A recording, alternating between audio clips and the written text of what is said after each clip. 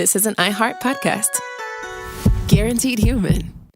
This is Ryder Strong, and I have a new podcast called The Red Weather. In 1995, my neighbor, Anna Trainer, disappeared from a commune. It was nature and trees and praying and drugs. So no, I am not your guru. And back then, I lied to everybody. They have had this case for 30 years. I'm going back to my hometown to uncover the truth. Listen to The Red Weather on the iHeartRadio app, Apple Podcasts, or wherever you get your podcasts.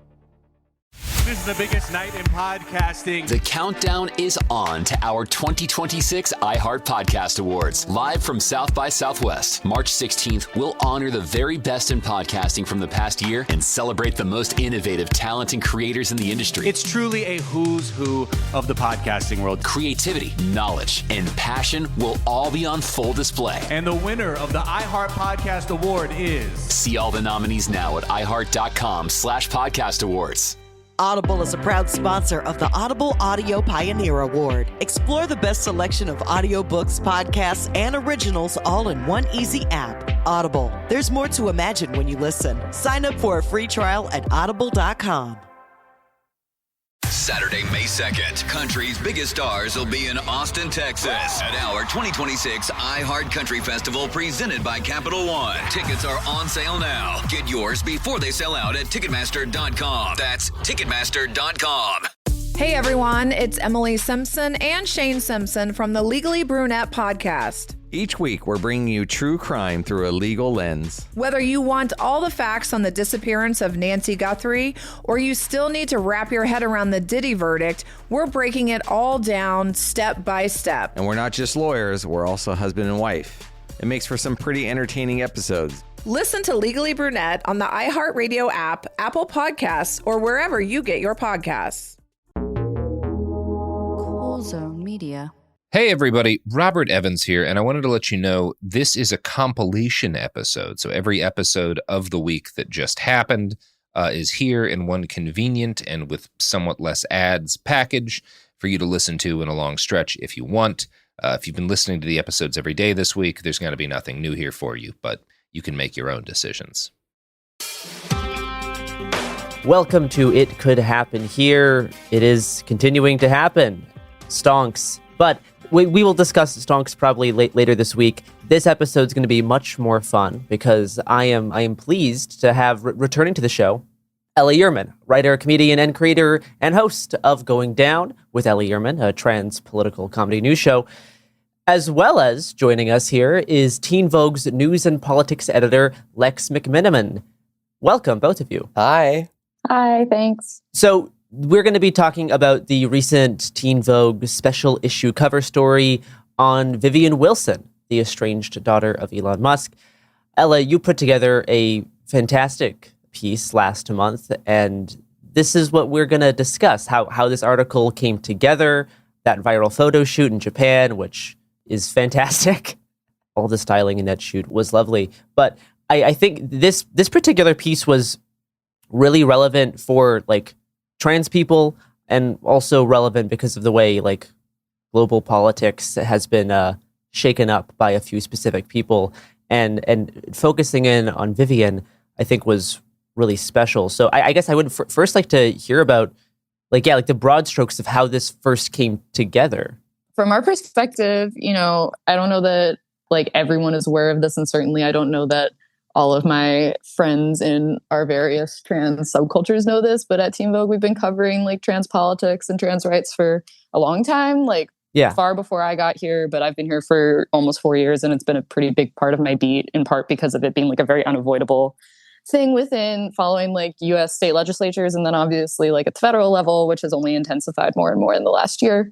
And so that's one aspect of it, but at the same time, we love young people that shitpost, and so Vivian had been on our radar for a while. Totally. I also think people are maybe more aware of this whole comrade Teen Vogue vibe of we're really interested in talking to people that have a clear political leaning, that have a sense of how they see themselves in the world in a political context. And Vivian sort of came right out the gate as someone who was really eager to share her thoughts on these things. So from last summer, within a month of when Vivian was kind of introduced to the world through her father talking about her on Jordan Peterson's podcast.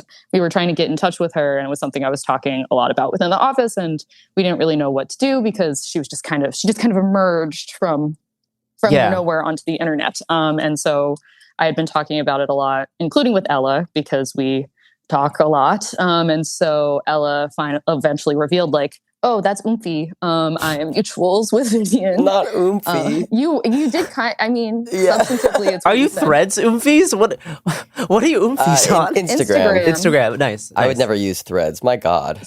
So over to you. That's my Teen Vogue intro. But Ella, if you wanna. Yeah. No, because I am interested in contacting Vivian because she was certainly getting like an unhinged number of media requests starting last summer. Yeah, that's true. Right. So she did that one NBC interview after Elon went on Peterson. And I do not work at Teen Vogue, but Lex and I know each other because you're contractually obligated to know everyone else who's part of the, deep state Illuminati doing trans politics online club. Yeah, I was just going to say trans people club, but also deep state, yeah. The pronoun council, yeah. Exactly. We're all established members. Right. We swear allegiance once a year. There's a whole ritual. Don't worry about it. So when I got in touch with Vivian last fall, which I got in touch with her initially to see if she would come on Going Down, and I reached out to her and I said, do you want to come on my live comedy show? And she said, no, I'm actually not sure live comedy is for me. I'm a little worried I'm not funny enough. And since then, she has changed her mind. She's told me repeatedly that she regrets saying that to me, that she has decided she actually is funnier than everyone else alive. All of the things that a prolific 20-year-old poster might say. Absolutely. But so I got in touch with her, and then she said no. And I was like, okay, well, at least I have this mutual now. And then a few months later, I mentioned to Lex that I'd gotten in touch with her, and Lex said, okay, so she doesn't want to do a live comedy show that nobody knows about. Does not want to do a live comedy show. What if instead we did a really fancy photo shoot and put her in Teen Vogue, a legacy journalism magazine? And I said, honestly, I think that's a better sales pitch. And it was. Yeah, no, it is really compelling. I mean, the photo shoot pulls a whole bunch of people in. It's certainly, if I was in Vivian's position, that would be interesting to me. And it does help spread around. So much of the piece is talking about like the struggles of living as a young trans person in America, and the fact that you can use a Teen Vogue photo shoot to like spread writing about that around the internet is like super, super useful. Yeah, I mean, I just want to like second what Lex has been saying. I think the work Teen Vogue has been doing is really important. Like so many, I mean, Garrison, like so much trans media is like independently distributed and DIY. And I love us for that, but it is always really heartening to see like mainstream media institutions uplift trans voices the way Teen Vogue has been doing.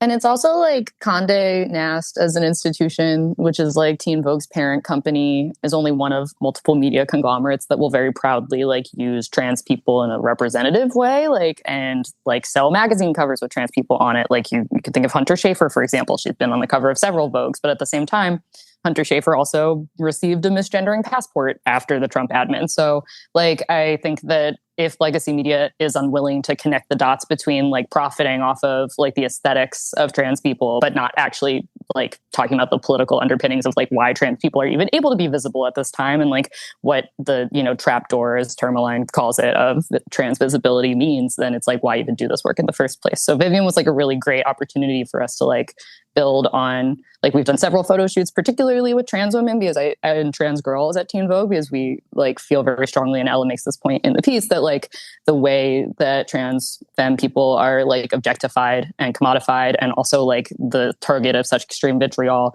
is something it feels really important to take a stand against. It just felt like doing this with Vivian, who's so high profile, but also hadn't had the opportunity yet to take control of her own narrative in the public eye. And with this being her second ever interview, first ever photo shoot, like it just felt like a really big opportunity that was worth using as a big swing, No, like she is at like the center of this like matrix of trans commodification in so many ways. Like this special issue was the first time Vivian was really like framed as the subject matter of like any piece, and like framed as her own person.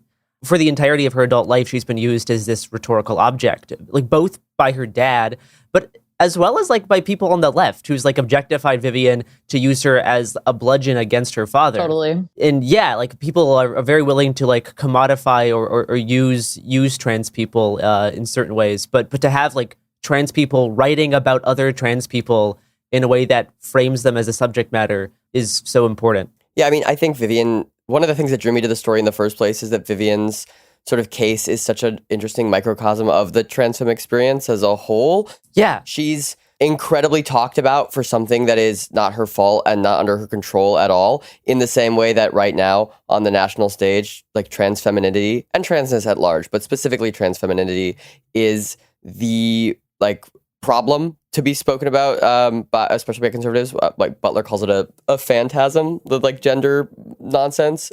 I read that book. You have my copy, I think. I'm almost certain I do. That makes sense. Yeah, that makes sense. Almost certainly. That's The Trouble with Gender, right? Gender Trouble, yeah. No, that's the original book. It's Who's Afraid of Gender. Who's Afraid of Gender. Thank you very much. I have your book, but I haven't looked at it in a long time, except for to remember the word phantasm. And so, yeah, I totally agree with what Lex said of it's really exciting to sort of like take her out of being used as a prop and give her own voice back. I think one of the most exciting moments in the piece to me is the moment where I ask her about sort of the allegations that Elon like shifted rightward because of her, and she pushes back against sort of that narrative very strongly. And I think that is the way we've seen her being used both on the left and the right as sort of this is why he's doing this. It's clearly the fact that he has this 20-year-old trans girl. And she's like, actually, that's a crazy thing to say about a 20-year-old. Well, and especially to like counter the narrative of her life that's been driven by Walter Isaacson's 2023 biography, which is like so hostile.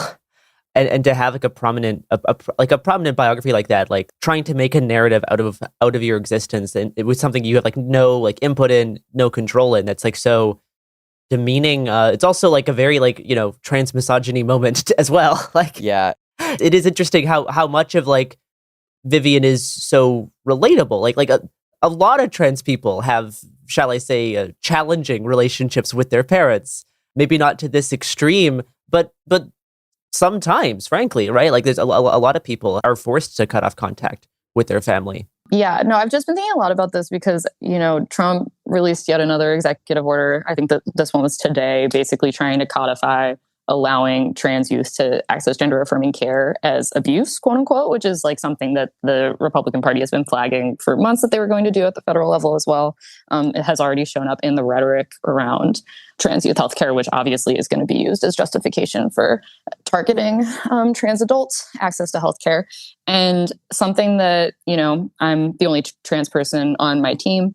Something that kept coming up in Vivian's story was that it was almost like anyone could relate to this because anyone can relate to having like a shitty parent, an abusive parent, like a bad dad, whatever. And so I think there's an extent to which this story has like a lot of value in like forcing cis people to really be confronted with the fact that like how trans youth are treated like objectively is like abusive, and it's not the access to healthcare that is the abuse. It's like the way that they're dismissed. It's the way they're belittled. It's the way they can't even be like trusting their own parents to be looking out for them, and to the extent that they have to push themselves out into the world to clarify that point. So like that's one aspect of it. I totally agree with what you were both saying, that it is like a microcosm of the trans experience. But I do think there's like this other valence for like allowing her to like control how this is being perceived or received sort of by cis media and like the cis political sphere, which is like how trans people are just getting shoved into that over and over and over again with very little context, felt like a really valuable thing to be able to do, given how,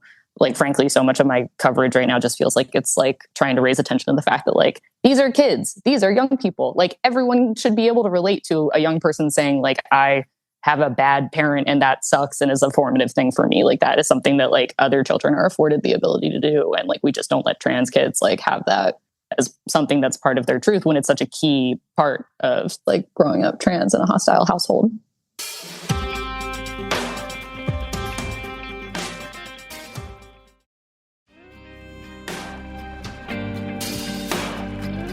And something like Vivian talked about at length is like, as someone who did transition as a minor, there's all of this like villainization around whether that's puberty suppressing hormones, whether that's having HRT, and how like the landscape that like me, like her, Ella, and like a lot of people that our age like came out of is not going to exist for the next generation of like trans kids, or at least it's going to be very different. And we need to do everything we can to stop it from being as bad as what it looks like it's going to be. And Vivian like talked about this at length in the piece with the restriction of puberty blockers, all of the stuff in schools, and this complete demonization of not just the healthcare, but also like the people of like trans kids as this own demon of America that's like invading or is like threatening. So I think it is really cool of Vivian to talk about that at length in the special Teen Vogue cool photo shoot article. I will say, I think it's so important that that's talked about, and I'm glad she did. I'm also really glad, as someone who covers like trans politics and news all the time, it was such a breath of fresh air to be able to frame this piece as like a look into what like the joy of transition looks like, and looking at like how her transition has brought her closer to the life she wants to be living. And I'm not that old, but like talking to someone who's a few years younger than me and who transitioned at an earlier stage in life gave me like such a beautiful vision of what the future could look like if we fix some of the bullshit that's going on these days.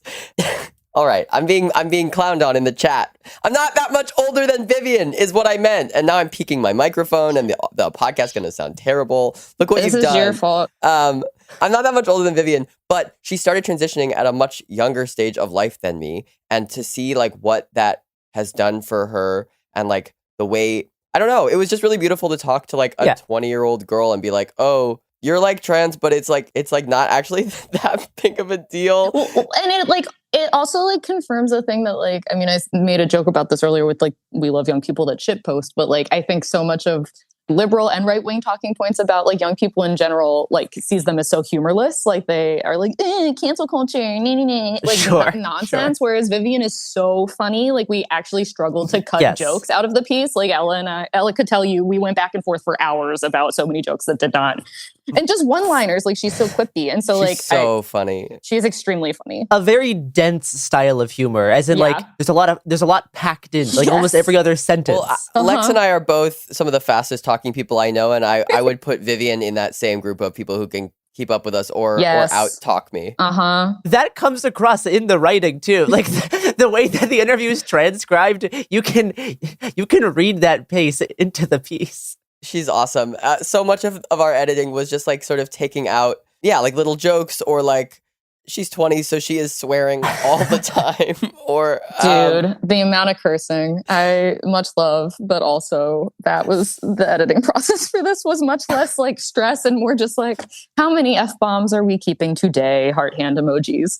The way edits go is you send in a piece and the editors give you like change some stuff, and then I get to look at a new draft and I get to be like, hey, why did you change that? And then we go back and forth over and over again until eventually it's not up to me anymore. But at one point I did have to say, actually, femboy is one word. Correct. Yeah. It's different from fem space boy. Fem and space she boy. meant something specific. Yes. And I felt really like I was bringing... I'd like to clarify, I was not involved in the grammatical edit of that. There were multiple editors whose hands that touched. As a subject matter expert.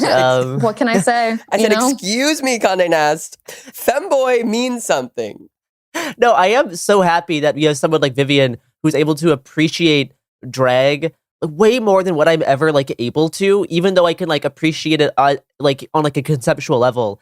Having this like complete sincere like engrossment in it is so thrilling, because a significant portion of this piece is talking about how much Vivian loves drag. Oh my god, and so much. Ella knows nothing about drag also, so that was like a really good combo for all of us. That was I sat down with her and we started talking, and very, very quickly she brought up RuPaul's Drag Race, and I would just like, she kept calling it RPDR, which I'm pretty sure I've don't even get into this right now. I've checked my sources. Garrison, is that something you call Drag Race? Have you heard RPDR said out loud? I've never heard this, no. Okay, whatever. What I'm here to say is, as someone who actually watches Drag Race, Ella, that is actually not that uncommon to refer to it that way. But we had two different roles. As the two trans people whose brains were wiped by this story, Ella's job was to actually write the piece, and mine was to interface with Vivian about Drag Race. So clearly it all came together the way it was supposed to. I did at the very end of our first call. I said, is there anything else you want to say? And then she talked to me for another 15 minutes about Drag Race, which specifically. Is a classic. Rules. A classic. Rules. Yeah. I was like, I like sort of meant about your dad or about like any of the important things we talked about this. And she's like, no. So in season 15 of Drag Race. That rules. That's so cool. She's the best. But no, it's so funny that you talk about how like there's this caricature of like humorless trans people, which is very funny because like all of like the biggest shit posters online right now are mostly trans women. The trans comedy scene is huge, and like this is something that Vivian talks about, like spending the COVID lockdown in like online queer communities, and how like the like drama and like conflict in those spaces trains you for how to be like really like funny and snappy. How fighting with like fellow queer teenagers like prepared you for that, which has like certainly been like my experience. I mean, there's a reason you can sort of tell, and I'm sure this applies to beyond trans people, but you can sort of tell which social media you grew up on. Like, if you were a totally Tumblr teen or a Reddit teen or a 4chan teen, you can tell because your style of fighting and making jokes changes because it's such a deeply formative part of it. And I don't know what online forums the right were on growing up, but they were the wrong ones. Well, a lot of 4chan as well. Sure.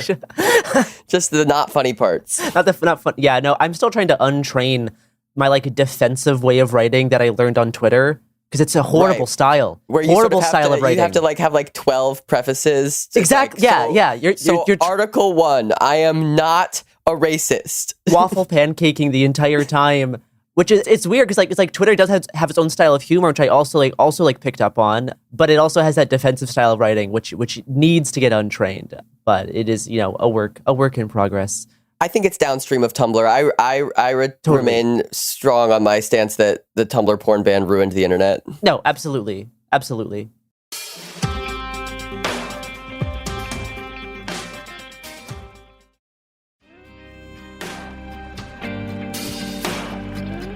I guess I'd like to talk a little bit more about like the structure of the piece and how it succeeded so much in putting Vivian as a subject, right? Because like the first half is written in more of like a traditional like article format to give context and frame Vivian as like a person.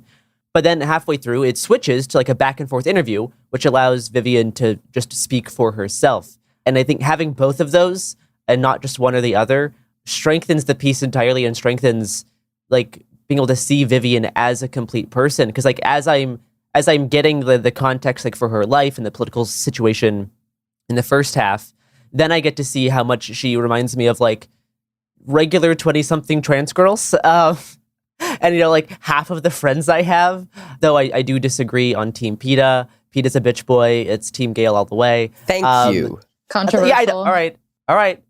I'm excited that we agree on this.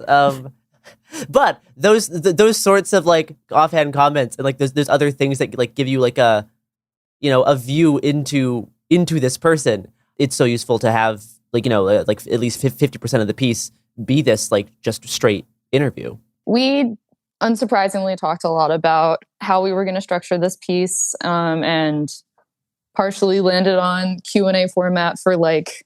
We knew this was going to be a behemoth, like no matter how we tackled it, given the subject matter, and then ultimately how long the transcript was, and then just like it. There were many aspects of this that like we were like, okay, how do we do this in a way that's going to read well to people? Because something we also think about a lot is like accessibility. Like young people famously hate reading now. But we wanted this to actually be something that like a young person could sit down, dash through, still get some like. Historical, political context out of, and still come away being like, haha, Team PETA, Team Gale, or whatever the hell, right? And maybe have like Subway Surfers on like another phone at the same time. Yeah, exactly. Yes, exactly. And then I would say I want Ella to talk about the transcript and like interview stuff, but like the intro, I think is probably where I spent the most of my time editing this piece and like adding stuff and a lot of adding stuff. It ballooned. Like, we wanted this to be a lot shorter than it was. And then it just kept feeling like there were more pieces to really tie it together. But I would say, like, the reason that was the case is because it was a really hard line to walk to acknowledge that, like, people would be clicking on this in part because of Elon, but that we wanted to, like, trick them into coming for Elon, but staying for Vivian. Yeah, like, it's not about Elon, nor, like, should it be? Yeah. Right. And so, like, Ella and I had a Zoom with Vivian in, November was the first one? Or was that I think so. Yeah, November, December, to just, like, so she could kind of get our vibe and just kind of suss out if she was willing to, like, consider this at all. And one of the earliest things she said was, like, I don't really want to talk about him. I don't want this to be about him. And we were really down for that. Like, we don't think that her story is about him, ultimately. It felt really important. And it was also challenging to make sure that we felt like people were coming away with it from this without, like, a garbled interpretation of what the stakes were for her to be coming forward. Like, we wanted it to be, especially right now, while so much of mainstream media is really fumbling their coverage of, like, politics at this moment, it felt really important to be, like, super trans politics especially, and then also just, like, all of it. So, like all of it, and then especially trans politics. We just really wanted the intro to be, like, as strong and also, like, informative and also, like, kind of funny and also, like, just all the things, because, and I would say that probably took the most time. Ella, correct me if I'm wrong, but yeah, I mean, I think the intro started off as probably an eighth of the piece, and yeah, now is closer to a half of the piece, and there were so many hands on it. I wrote, like, sort of a very loose, like, skeleton of what that intro ended up being. And I would say the most, like, it wasn't that many people adding text. It was mostly me. It was mostly Lex. But part of that is because, I mean, everything Lex said, but also that Musk is currently a high-level government official and is in the news all the time.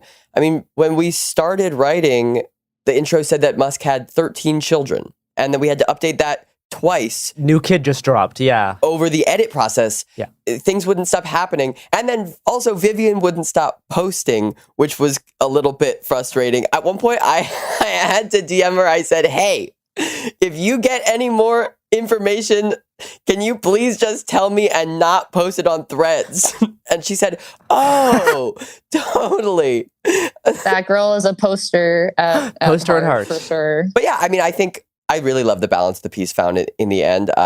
Early on when we were talking about structure, I think I pushed for more of a standard profile, mostly because, you know, then I get to show off my writing skills more and I like to write. But after talking to Vivian, even after our early pre-interview, but certainly after the full interview where I sat with her for a very long time over Zoom and a 14-hour time difference, I immediately was like, no, if I write this out, it's going to be mostly dialogue anyway, because her voice, she's so voicey and it's so fun to keep it in that voice. She has a very, very distinctive voice. Yeah.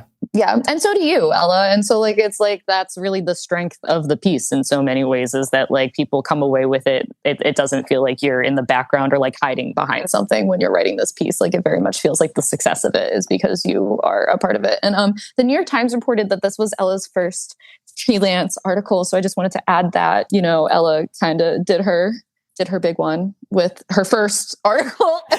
Thanks. No, Lex. this is now everything I write for the next 15 years will be underwhelming. It's all downstream from here. Woo! It's not true. Barron Trump, I'm coming for you. You're gonna re-enroll at NYU. Exactly. They'll never see me coming. I am waiting for him to get fixed by, like, a bisexual she-they. It's gotta happen, right? No, I don't think so. I don't know. Obama was, like, into a bisexual she-they, and he still bombed the Middle East or whatever. But no, like mainstream coverage is just completely failing trans people right now. I got so mad at a Washington Post article yesterday that I skeeted about it. Something I never do. Was it the sports one? The yes. Girl playing a girl. After President Donald Trump banned transgender girls from competing in girls' sports, a Virginia high schooler joins the boys' team. She wasn't going to let the president's executive order stop her. Framed as, like, a feel-good story. Fucking infuriating. And it's so, like, transparent. Like, and I feel like I keep bringing the cis into the space. I'm really sorry. One of my, like, cis colleagues was like, this is disgusting. Why did they write this like a feel-good story? And it's like, my thing is if anyone with some amount of critical thinking skills can see exactly through what you're doing, why even do it? Like, it's so transparent, like, the way that story was written. Because it gets clicks. I mean, I guess you know what got clicks was Vivian. So I actually don't know about that. That's true. And say that. And I did, and I will. Do you want to talk about the length of the transcript? Because I am curious how long Vivian talked for. Am I allowed to say You're that, not. Lex? Damn. I think I'm legally not allowed to say. Can we explain why? When we're not recording, I can explain why. Okay. I think I got to say most of what I wanted to say. I mean, I think Vivian's just like a delightful person, and I'm really excited for her that she gets her moment in the spotlight, and that hopefully this like helps her build herself as a public figure outside of and away from Elon Musk. And she has all of these aspirations to perform and model, and I hope she gets to do her Anna Wintour drag one day soon. Yeah, me too. I love that movie. It's a great movie. Hi, Anna Wintour. Lex, do you want to plug your little outlet? What's this? It's Teen Vogue? Oh, yeah. I don't know if anyone's heard. Actually, so frequently people haven't heard of it. So it's actually fine. Yes, you can find us at teenvogue.com. We have no paywall. We have a fact-checking department. Most of mainstream media is not doing it like us, if you consider those 2 points. So, yeah. Labor politics, especially Teen Vogue's been phenomenal the past 8 years. Yep. So true.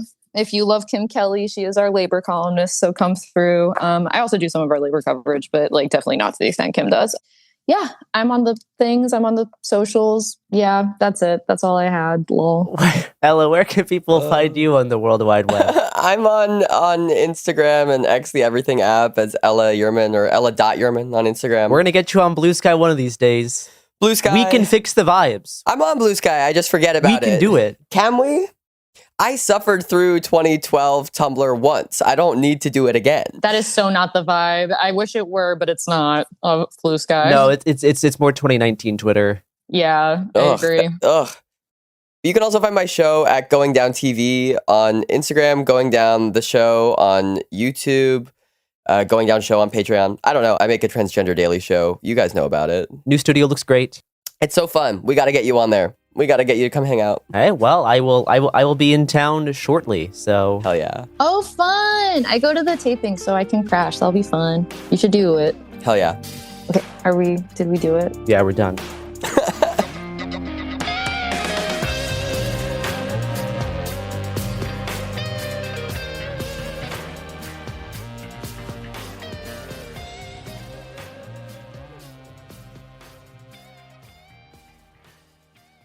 Welcome to Dirty Rush, the truth about sorority life, the good, the bad, and the sisterhood. With your hosts, me, Gia Giudice, Daisy Kent, and Jennifer Fessler. Rush, the recruitment, the ritual, the reality of Greek life has been a mystery for those outside the sorority circles until now. Is it really a supportive sisterhood that's simply misunderstood? Or is there something more scandalous happening on campuses across the country? In this podcast, we pledge to peel back the layers and spell out the truth one Greek letter at a time. Pledges and actives, rush chairs and ritual keepers. Some call it the best time of their life, while others say it's a nightmare.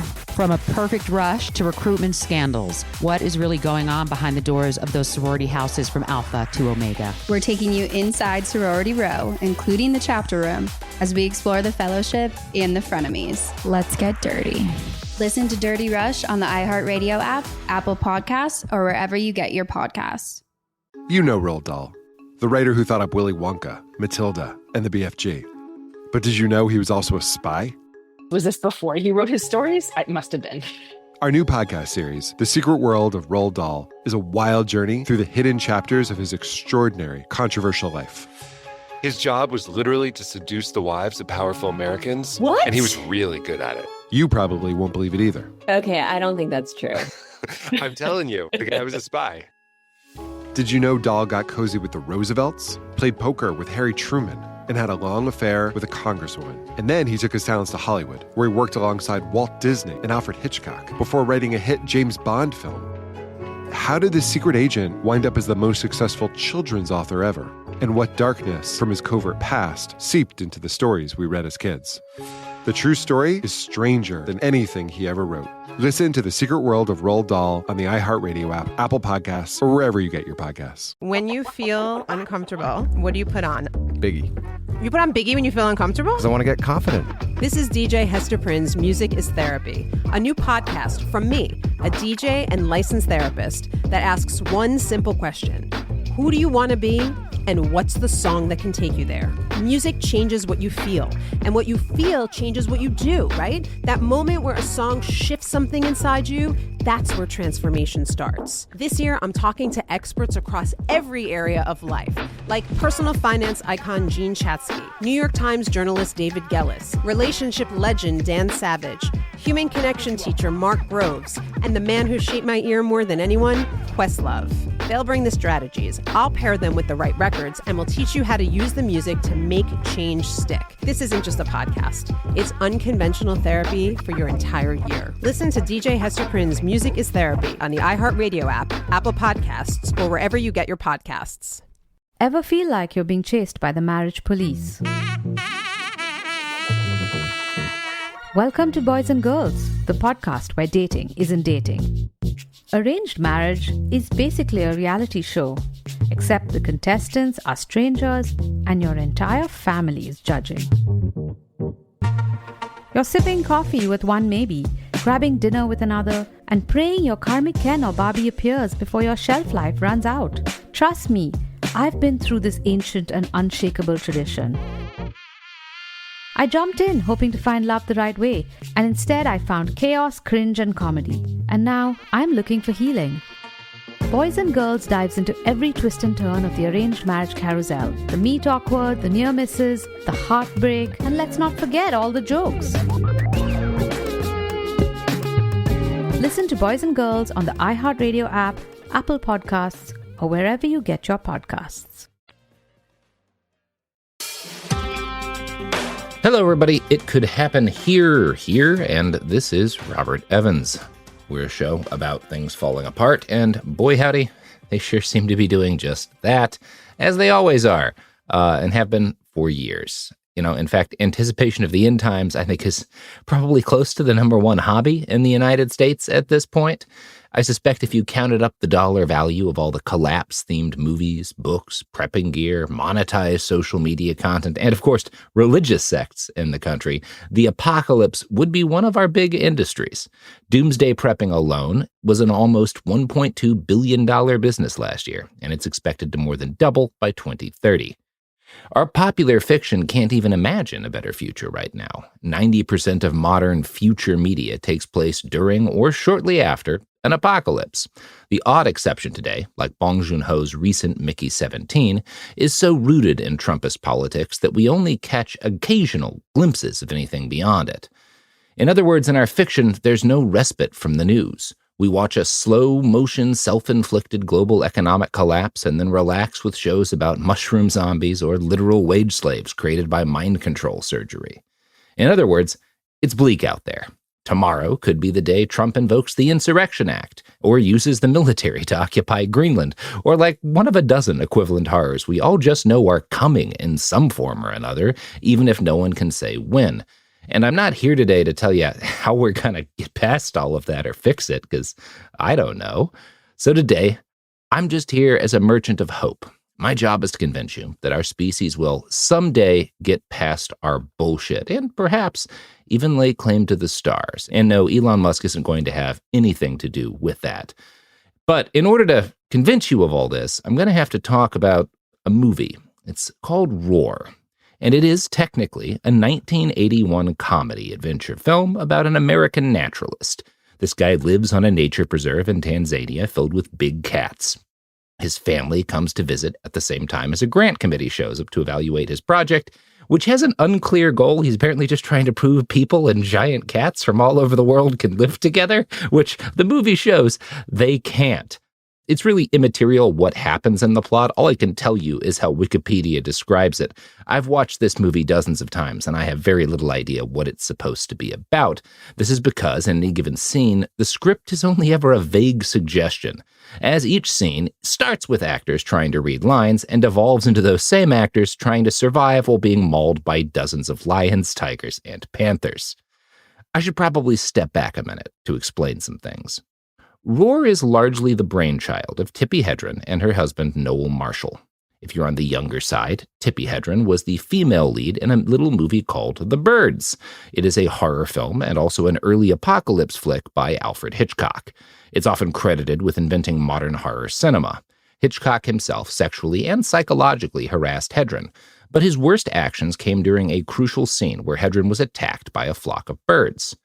Up to the day of filming, Hitchcock had assured Tippi the birds used in this scene would be animatronic. But when the time came to shoot it, she spent 5 days having hundreds of live birds hurled at her in huge numbers by the crew. Hedren later described it as brutal, ugly, and relentless. Cary Grant, her co-star, told her she was the bravest woman he'd ever seen. Now, whatever other impacts this had on Tippi, she has no discernible fear of animals after this point in her life. Though she really should. Her husband, Noel, is a bit more of a mystery to me. He was an agent, a producer, a film investor, and a serial entrepreneur whose best financial decision was putting money behind what became The Exorcist. In 1969, he and Hedren were in Mozambique while she starred in the film Satan's Harvest, about which less is said the better. This is only relevant because during their time in Africa, they observed a pride of lions lounging about an abandoned home, and this gave them an idea. They wanted to make a movie about poaching and conservation, something that could use the power of film to save these majestic creatures being threatened by humanity. All 4 of their children agreed to star in it and to help with production. But there were immediate snags. They wanted the film to be set in a big cat sanctuary, but actual lion tamers warned them that it was flat out impossible to keep so many large felines together safely. This would eventually prove to have been very accurate advice. After a while, one tamer introduced them to their first tame lion, and for reasons known only to God, he suggested to this traumatized movie star and her family of charmingly deranged Californians that they could just get their own big cats and train them by adopting animals confiscated from their previous owners, generally sketchy zoos and circuses. So a lot of these cats had never known the wild, and they'd often been badly mistreated. Given that this was the 1970s, we must assume that some had been confiscated property of coke dealers. Tippi and Noel had no professional or legal qualifications to care for dozens of big cats. When the authorities eventually found out, there was trouble, although since Hedren and Marshall were rich, they bought their way out of said trouble by purchasing a rural compound and having a house built specifically for they and their dozens of apex predators to live. While lions had inspired the initial vision, the compound in California soon filmed with big adopted cats of every kind. Tippi and her husband took them in and raised them among and around their own children, who came to see the animals as something between pets and family.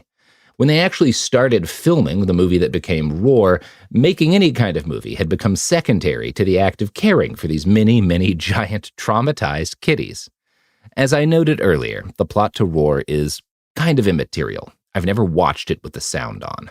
I can tell you, though, that none of these cats were trained in any really meaningful way, which meant that every scene devolved into the same spectacle. The cast, surrounded by dozens of giant cats, stumble through a few lines before one or all of the cats begin to bite and claw them, at which point each scene becomes about surviving from one moment to the next. Roar took more than 5 years to film and more than a decade to actually make. No cats were harmed during the production of this movie, but more humans were injured than in any other film production on record. Of the 120 or so cast and crew on Roar, more than 100 suffered significant injury, often more than once. Jan de Bont, the cinematographer, had his scalp ripped off by a lion, requiring 120 stitches. He went on to make Speed and Twister. Melanie Griffith, Tippi's daughter and a future star herself, left production at one point because she was worried a big cat might rip her face off. She ultimately returned and immediately had a large chunk of her face ripped off, requiring extensive surgery. This all sounds horrifying and impossible to justify, but before you make a final judgment, I want to remind you of 2 things. 1, for all its horrors and severe injuries, fewer people were killed on the set of Roar than in Alec Baldwin's recent film Rust. The second thing that you must remember is that Roar is a work of art on the level of Moby Dick. If you watch it enough, among the right people and in the right headspace, you can come to a deeper understanding of every facet of human existence. I've taken a lot out of it over the years. Recently, it has convinced me that we will one day get over our bullshit and escape the present hell that our species seems mired in. I know that doesn't make much sense now, but give me some time. I'll explain why. But first, it's probably time for some ads.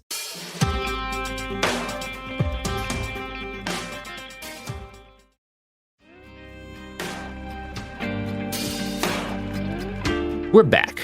And the first thing I need you to understand about all of these fucking cats is that in every mauling caught on tape, and there are dozens of them, I see no anger or malice in the actions of these cats. I don't even see hunger. It's clear to me, as a cat owner, that the cats didn't see these people, Tippy and her family and the cast and crew, as prey or as a threat. If anything, they saw them as fellow big cats, cousins and close kin, who they extend a kind of familiarity and perhaps even a kind of love that, since they are cats, is expressed primarily by batting at them with claws that hit like Bowie knives embedded in the hood of a speeding Camry. If you have cats of your own, you understand. Now, given that nearly every person on this film was badly injured, including Tippy, who got gangrene from infected cat wounds, and all of her children, you might feel inclined to judge her or Noel or both of them for risking their kids' lives to make this insane movie. I understand the impulse, but I believe it to be an error. The first thing you need to see to understand the deeper dynamics going on with Roar is a picture from a Playboy magazine photo shoot of Tippy's husband and co-star, Noel Marshall. He's in his office, on his typewriter, and this fully grown male lion gets up on his desk because it wants attention. Again, normal cat behavior. Now, despite the best efforts of this animal, who has to weigh 500 pounds, Noel Marshall won't stop focusing on his work, and so the cat, inches away from his face, roars. The sound of a male lion's roar is deeply imprinted on all of us, an epigenetic memory passed down by the handful of our ancestors who heard the sound up close and lived to tell the tale. It has such a foundational impact on our mind that Metro-Goldwyn-Mayer, the film studio, used it to open every movie they made from 1928 on. I believe they did this because the sound is a sort of hack to compel our attention. It pulls an audience out of whatever state of mind dominates their outside lives and makes them more attentive to the film that is to come. And so the first thing you need to understand about the people who made Roar is that Marshall, upon having a living adult lion inches from his face roar, gives the creature a look that says, "Hey man, can you give me a second? I'm in the middle of something." I bring this up so that you will understand that these were not people operating on anything close to the same wavelength as you and I. Their lives and their choices are, to outsiders, inconceivable. There's another great photo from the set of that Playboy shoot. While the camera people roamed the Hedron compound, one of them caught a shot of Tippy's adolescent daughter, Melanie, jumping into a pool. An adult male lion, which she must have considered to be in some way a member of the family, sees this girl passing by in the corner of its eye, and that motion ignites an instinct inside it. So like any cat of that size in the same situation, it reaches out to bite her. Afterwards, the Hedron family and the cast and crew had complicated feelings about what happened that extended to the present day. Tippy divorced Marshall almost as soon as the filming finally wrapped. She has alleged that while Roar was being made, he utterly ignored her well-being. She also does not seem to have ever seriously considered leaving. She later wrote that she, quote, was into it every bit as much as he was, and that production was an obsessive, addictive drama. John Mitchell, Noel's son, who acted in the movie and, like everyone else, was mauled repeatedly, came to own the rights to Roar when his dad died in 2010. "Dad was a fucking asshole to do that to his family," he said recently. He also said this, "It was amazing to live through that. I should have died many times, but I kind of want to do it again." If you have any friends or family who have survived extended periods of heavy combat, there's a good chance they may have expressed a variation of the same feeling. This is because trauma is sometimes a drug. Taking it can be more than just hell. It's often also a high, which is one thing that drives a lot of people crazy. I need to take a moment, away from Roar, to talk about some people that I met in 2017 in Iraq during the desperate and ferocious urban combat against ISIS. The closer I drew to the front, the more guys I met who were elite veterans of the Iraqi Special Forces. They did the bulk of the fighting. These were mostly young men, ranging from the tail end of their teens to their 20s. Many had grown up in places like Fallujah, fighting from the time they were 7 or 8, sometimes younger. They'd been born into the U.S. occupation in many cases. Their earliest memories were as runners, ferrying supplies and information to the older men and teenage boys who did most of the fighting. When the opportunity presented itself, they sometimes dropped grenades or improvised explosive devices on U.S. troops, most of whom were teenagers themselves. Now they fought against ISIS in close quarters, building to building a few weeks at a time. Periodically, they'd rotate off the front and would go to Erbil, an hour or two away. Many of them were gangsters in their spare time, running drugs and guns in brothels. They spent their days off in a drunken haze of Turkish amphetamines. Then they would drive back to the front in new, brightly colored Mustangs and Dodge Chargers, the trunks full to bursting with so many machine guns and rocket launchers they could only be closed with bungee cords. The guns and rockets were useful at a distance to soften up enemy positions in the impossibly dense, Warren-like urban environment of Mosul's old city. In every building on every block, the fighting terminated with door-to-door, room-to-room battles, where the most useful weapons were hand grenades, combat knives, and pistols, in that order. I don't know if any of these guys were at that point that I met them capable of feeling what you or I would recognize as fear. These were the men and boys whose bodies formed the cutting edge of the fighting against ISIS in Mosul. On occasion, when they kidnapped ISIS fighters, some of them committed war crimes with the ease and with as much thought as you and I give to breathing. This is bad, of course. Unforgivable. But I've never really given much thought to judging them for it. Where would I even start? A thing I've come to understand in my travels is that human beings are capable of contorting themselves into the most incredible shapes in order to fit into the times they're forced to live in. This has been the story of our entire long journey on this earth, and if there is one reason our species has survived above all the others, it is our capacity for infinite variety and infinite contexts. We can make ourselves into anything if we're given the right incentives, and to an extent you can't judge individual humans without judging the incentives the world we collectively create presents for them. We evolved, and we still live in a world where trauma and pain are inevitable, and those of us who survive the worst things that life can throw at us tend to become addicted, sometimes to the cause of the trauma, but nearly always to the people we experience it with. This is why the cast and crew of Roar often reported feeling almost addicted to spending time among these gigantic predators, and it's why many kept coming back despite being repeatedly maimed. Roar happened because the core cast and crew exhibited radical empathy for roughly 140 large cats and for each other, and almost exercised zero critical judgment beyond that point. Now, I will understand if you still feel that nothing could justify the decision of two parents to risk their children's lives in such folly. And I know this essay is supposed to be my ultimate enduring optimism about mankind's potential, and I'm going to get to that, but, we still live in 2025, so first, here's ads.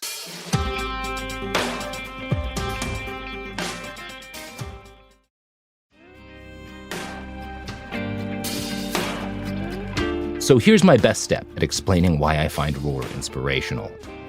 There's a scene about 3/4 of the way through this movie, after roughly an hour straight of watching the Hedren Marshall family and their friends get repeatedly mauled for real by giant cats. And in this scene, John Marshall finds a dirt bike and engineers a scenario that I am certain has never happened before or since in the history of this planet. He rides away from the home where his family is trapped and draws several dozen lions, panthers, and tigers away by making them chase him. The cats assume this is a game and repeatedly try to murder or maim him.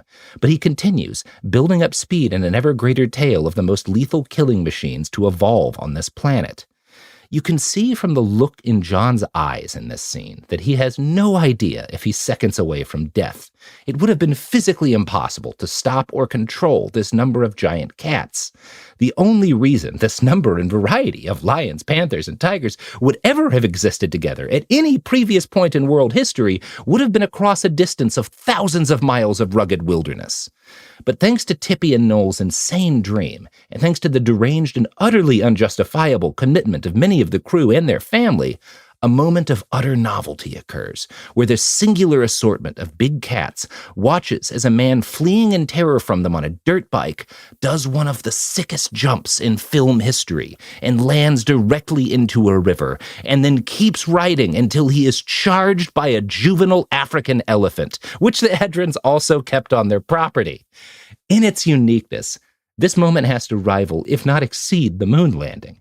After all, considerably more men have stepped foot on the moon than have achieved what John Marshall does in this scene, although some of that may be due to the fact that it is extremely illegal for anyone today to even try.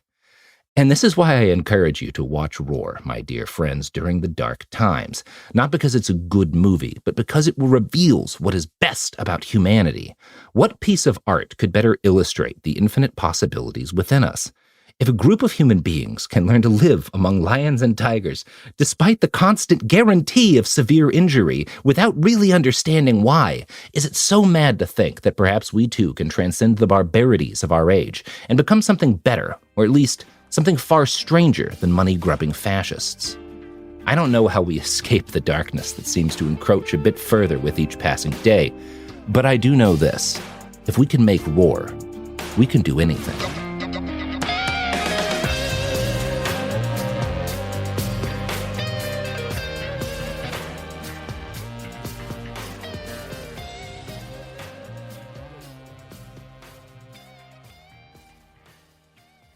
Welcome to Dirty Rush, the truth about sorority life, the good, the bad, and the sisterhood.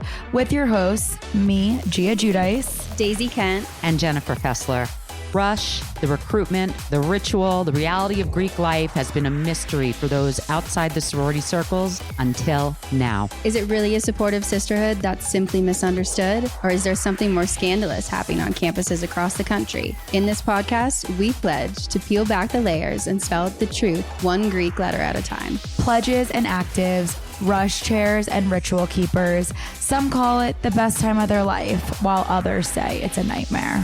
From a perfect rush to recruitment scandals, what is really going on behind the doors of those sorority houses from Alpha to Omega? We're taking you inside Sorority Row, including the chapter room, as we explore the fellowship and the frenemies. Let's get dirty. Listen to Dirty Rush on the iHeartRadio app, Apple Podcasts, or wherever you get your podcasts. You know Roald Dahl, the writer who thought up Willy Wonka, Matilda, and the BFG. But did you know he was also a spy? Was this before he wrote his stories? It must have been. Our new podcast series, The Secret World of Roald Dahl, is a wild journey through the hidden chapters of his extraordinary, controversial life. His job was literally to seduce the wives of powerful Americans. What? And he was really good at it. You probably won't believe it either. Okay, I don't think that's true. I'm telling you, the guy was a spy. Did you know Dahl got cozy with the Roosevelts, played poker with Harry Truman, and had a long affair with a congresswoman? And then he took his talents to Hollywood, where he worked alongside Walt Disney and Alfred Hitchcock before writing a hit James Bond film. How did this secret agent wind up as the most successful children's author ever? And what darkness from his covert past seeped into the stories we read as kids? The true story is stranger than anything he ever wrote. Listen to The Secret World of Roald Dahl on the iHeartRadio app, Apple Podcasts, or wherever you get your podcasts. Ever feel like you're being chased by the marriage police? Welcome to Boys and Girls, the podcast where dating isn't dating. Arranged marriage is basically a reality show, except the contestants are strangers and your entire family is judging. You're sipping coffee with one maybe, grabbing dinner with another, and praying your karmic Ken or Barbie appears before your shelf life runs out. Trust me, I've been through this ancient and unshakable tradition. I jumped in hoping to find love the right way, and instead I found chaos, cringe, and comedy. And now I'm looking for healing. Boys and Girls dives into every twist and turn of the arranged marriage carousel. The meet awkward, the near misses, the heartbreak, and let's not forget all the jokes. Listen to Boys and Girls on the iHeartRadio app, Apple Podcasts, or wherever you get your podcasts. When you feel uncomfortable, what do you put on? Biggie. You put on Biggie when you feel uncomfortable? Because I want to get confident. This is DJ Hester Prynne's Music is Therapy, a new podcast from me, a DJ and licensed therapist that asks one simple question. Who do you want to be? And what's the song that can take you there? Music changes what you feel, and what you feel changes what you do, right? That moment where a song shifts something inside you, that's where transformation starts. This year, I'm talking to experts across every area of life, like personal finance icon Jean Chatzky, New York Times journalist David Gellis, relationship legend Dan Savage, human connection teacher Mark Groves, and the man who shaped my ear more than anyone, Questlove. They'll bring the strategies, I'll pair them with the right records, and we'll teach you how to use the music to make change stick. This isn't just a podcast. It's unconventional therapy for your entire year. Listen to DJ Hester Prynne's Music is Therapy on the iHeartRadio app, Apple Podcasts, or wherever you get your podcasts. Welcome to It Could Happen Here, a podcast where here is the rapidly encroaching rise of fascism. My name is Mia Wong, and one of the major vectors of fascism that we have been covering on this show has been the increase in just effectively straight up black baggings by ICE and immigration enforcement in general. We have spent a good amount of time covering a bunch of different angles of this, but there is another incredibly distressing angle that we have not covered as much yet, which is their targeting of labor organizers. And with me to talk about that is Mark Medina from Portland Jobs with Justice and the Coalition of Independent Unions. And yeah, Mark, welcome to the show. Hi, thanks for having me. Yeah, I'm glad to have you on. So one of the most pressing sort of black baggings that's happened fairly recently is ICE's kidnapping of Alfredo Juarez Efferino, otherwise known as Lalo. Can you tell us about sort of his work and the projects that he's been doing and Familias Unidas por la Justicia? Yeah, so it's been a very disheartening and scary couple of weeks since this happened, because this opens up a new path for the state to go after organizers, to go after workers, and the most underprivileged in our society, in a way that I suppose we all expected. But now that we see it, happening, now that we see it happening to people that we know in our community, it's becoming apparent there is no turning back from the idea that we have to be able to take this on head first. We as activists, as organizers, have to look at this and see it as an actual thing in our day-to-day that we have to combat and incorporate into our organizing. So maybe it might be a little helpful to start off with a little bit of a backstory on Familias Unidas por la Justicia. Yeah. So the union has its origins going back to 2013. The area in which they organized, the Bellingham, Northern Washington, Whatcom, Skagit areas, has a very particular type of immigrant community there. Lalo himself is of Mixteco background. There's a lot of indigenous Mexican populations in the region. It's also one that has long roots. A lot of these people go back generations, have been here for quite some time. This area also happens to be a very particularly with the non-Hispanic population, particularly the white population, a very conservative, particularly conservative for the area. Yeah. It's one of the very few areas in the Pacific Northwest that Donald Trump came to visit. It's an area that has had repeated attacks on the immigrant community. And so it's in this context that workers are organizing in 2013 for this first independent union. And two, it's important to mention the independent part of it. A lot of the organizers from the start of the union, came from a tradition of the United Farm Workers in California. Some of them worked with Cesar Chavez in the heyday of the United Farm Workers. And in the years and decades since then, since the Delano boycotts and other things, there's been a growing rift of what the next steps should be. Yeah. And I think that for a lot of farm workers, because they don't organize under the general labor law that we have for most workers, there is a sort of patchwork system for how farm working organizing happens in the United States that's dependent upon different states and legislatures. And for the most part, with the exception of only 2 states, farm workers don't have the same kind of protections that regular workers generally in the society have for union recognition, for collective bargaining. Only Washington and New York at the moment, I believe, have laws that allow for elections for farm worker unions. And there's a very particular reason for that being the case. Farm workers were excluded from the Wagner Act for having general labor rights in the 1930s because precisely it was seen as immigrant labor. Yeah. And immigrants were not seen as meriting the same rights as white Americans, in the same way that domestic workers were removed because that was seen at the time as black labor. So it has its roots in racism. And yeah, and that's something that, like you can tie that exclusion, like there's a straight line between that and Japanese internment, which also to a large extent is about land seizure and this sort of like fusion of racism, specifically racism in the farming sector with tax and labor rights and with this desire to just sort of seize literally the land and labor from non-white people. Yeah. Yeah, so it's a long and bleak history. No, absolutely. And I'm sure your audience is well aware of a lot of these subject matter. It is a bleak history. And it wasn't until groups like the United Farm Workers in the 60s and the 70s that they began to create the possibility for something new for the Hispanic community. It was United Farm Workers that built not just a lot of solidarity with other immigrant groups in the California area, but they also built a sense of pride and identity and belonging for a lot of communities. I grew up in Boyle Heights, East Los Angeles.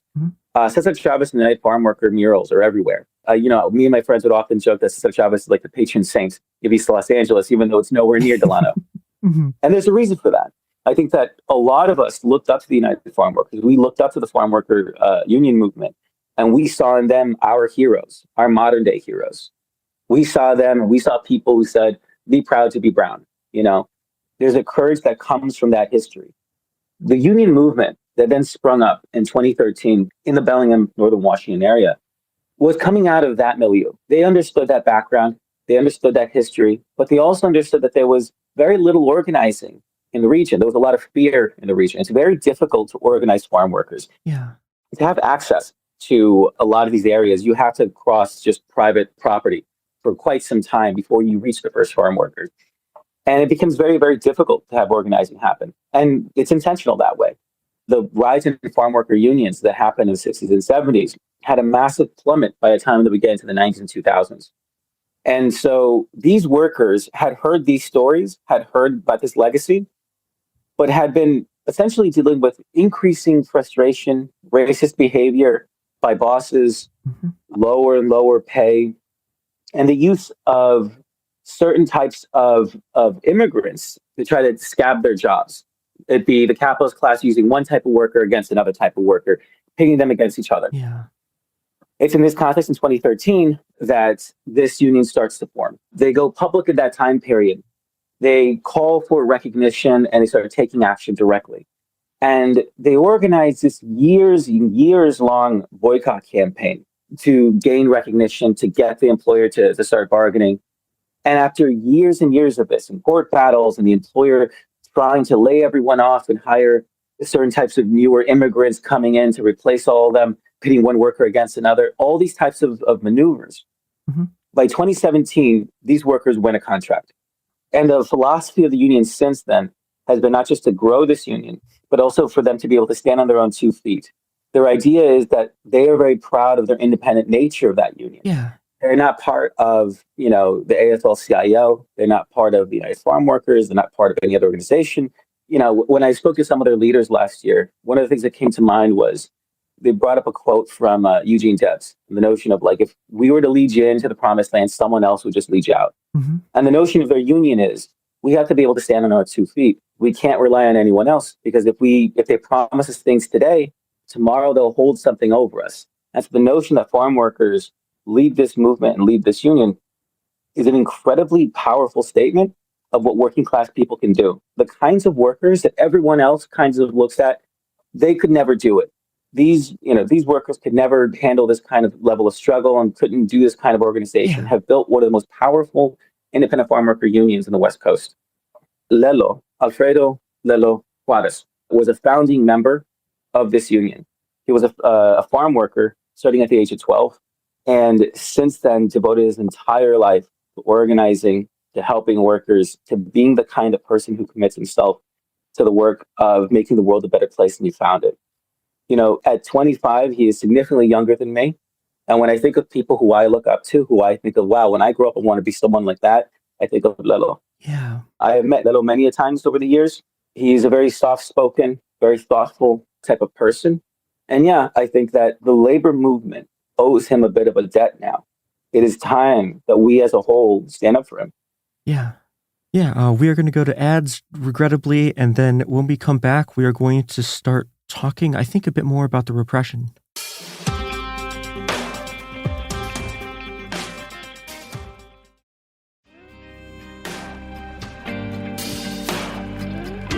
We are back. So obviously, then this is a part of the story that you've been telling.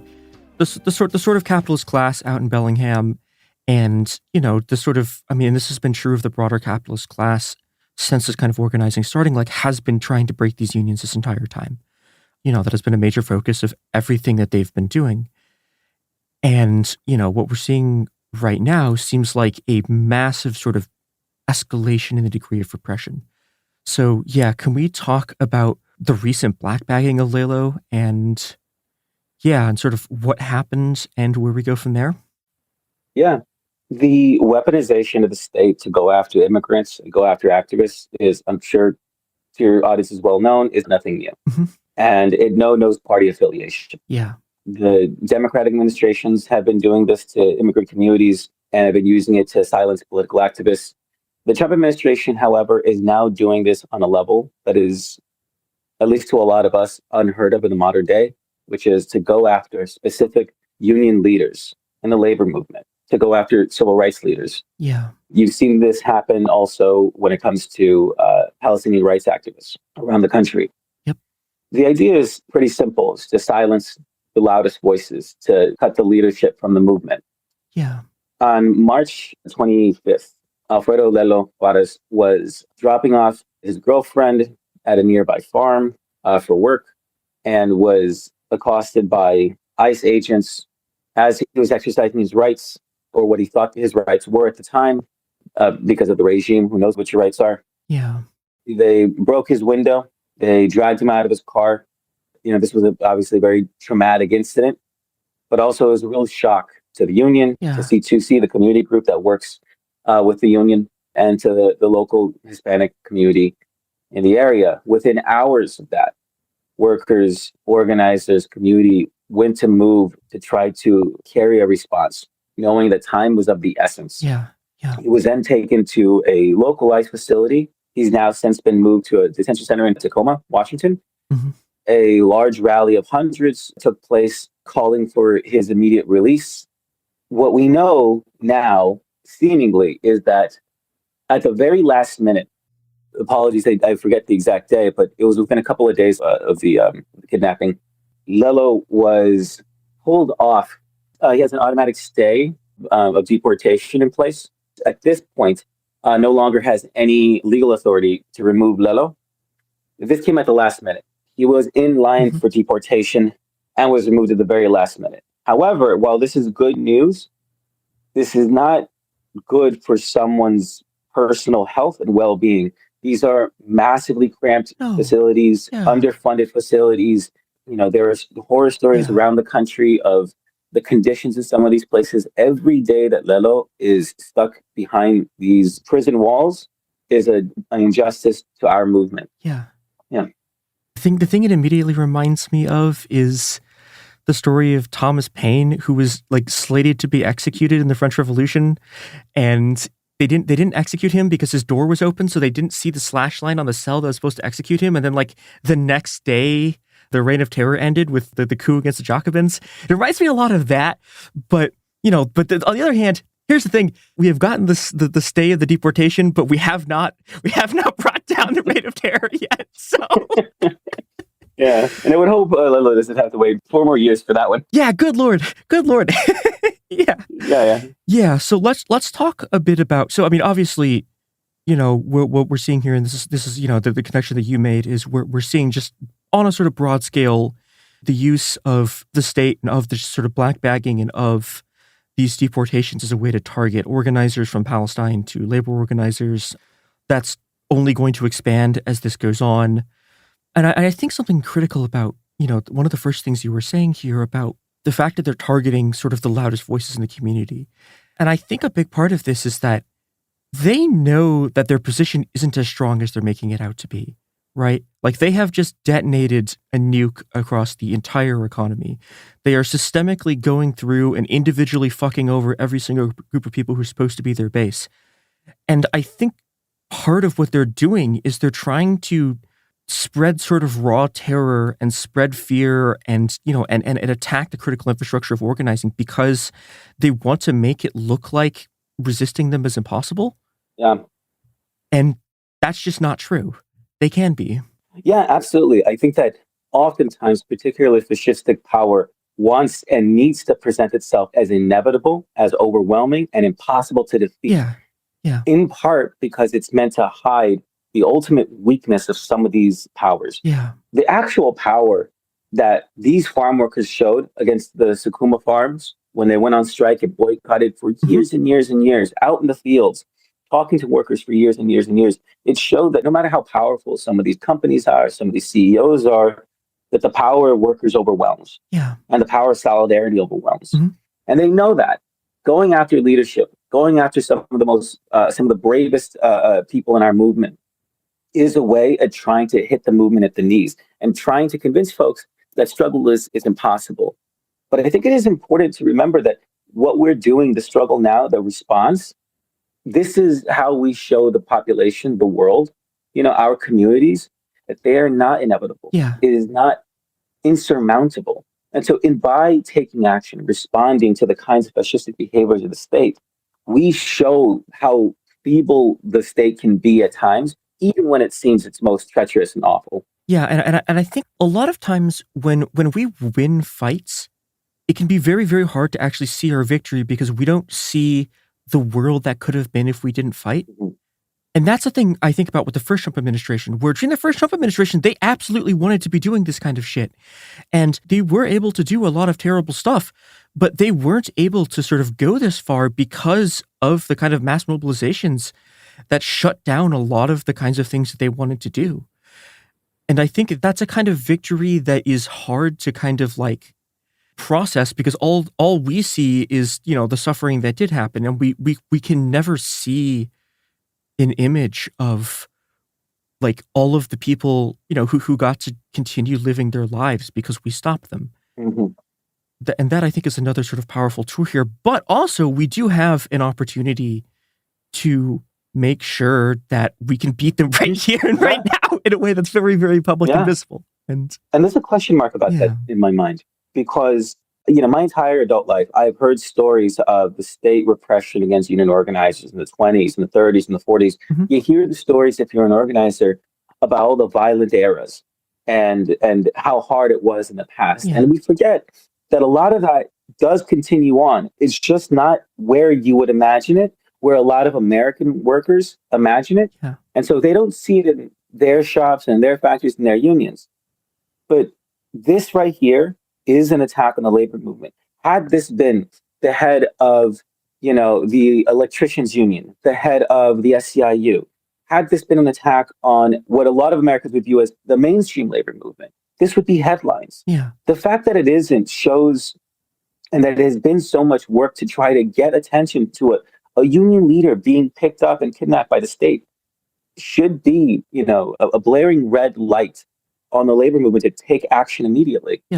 I hope that what we're doing is the first steps to that because, this is one of those moments of, they went after the trade unionists and I was not a trade unionist. Well, they're going after the farm workers. I am not a farm worker. It is incumbent upon us morally to stand up for one another at this point in time. Yeah. And I think there's been a real kind of real cowardice and a real sort of appeasement of power and a real sort of demonstration of where a lot of these unions politics are. I mean, we saw the way that the Teamsters leadership just openly went to speak at the RNC, right? We've been seeing the UAW, which traditionally has had better immigration politics in the last few years than a lot of these other sort of mainstream unions, but has also been sort of going to bat for Trump's tariff. I've been calling them the turf tariffs because they're the wages of transphobia, but they've been going to bat for the turf tariffs, right? And that I think is part of why they've been sort of unable to respond to this moment and why they've been unable to respond to the past fucking 50 years of moments, which is that if your sort of labor politics is rooted in this sort of American nationalist, American jobs for American workers stuff, right? And it's not actually based in the power of workers and the power of workers everywhere, then you're going to lose. It's not just sort of reactionary politics, although it is, it's also bad politics. And we're seeing it right now. Yeah.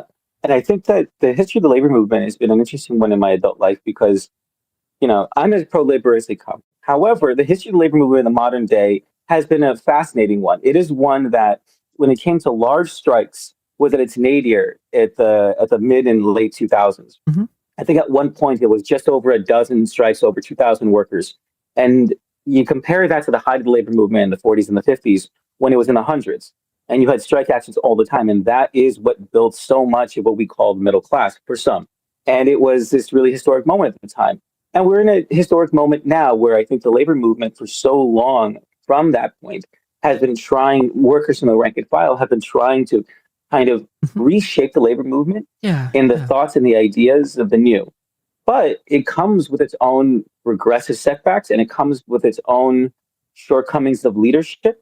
You know, the Teamsters making statements around immigration rights was a very unfortunate thing to be said in the modern day, in the modern context. Yeah. I think that, you know, other unions seemingly looking to, you know, circle the wagons rather than take the risks that need to happen in this current time has really shown a lack of imagination from some of the mainstream unions. And the thing is, I hope for the best for them. I want them to succeed and I want them to get better because the world is a better place for having these large unions. However, it's the independent movements, the independent unions, like Familias Unidas por la Justicia, like these other unions in the region, that can be the kind of canary in the coal mine, the kind of labs of experimentation that can be the first people out to do some of the most radical and interesting and worker-centric type of movement building and messaging.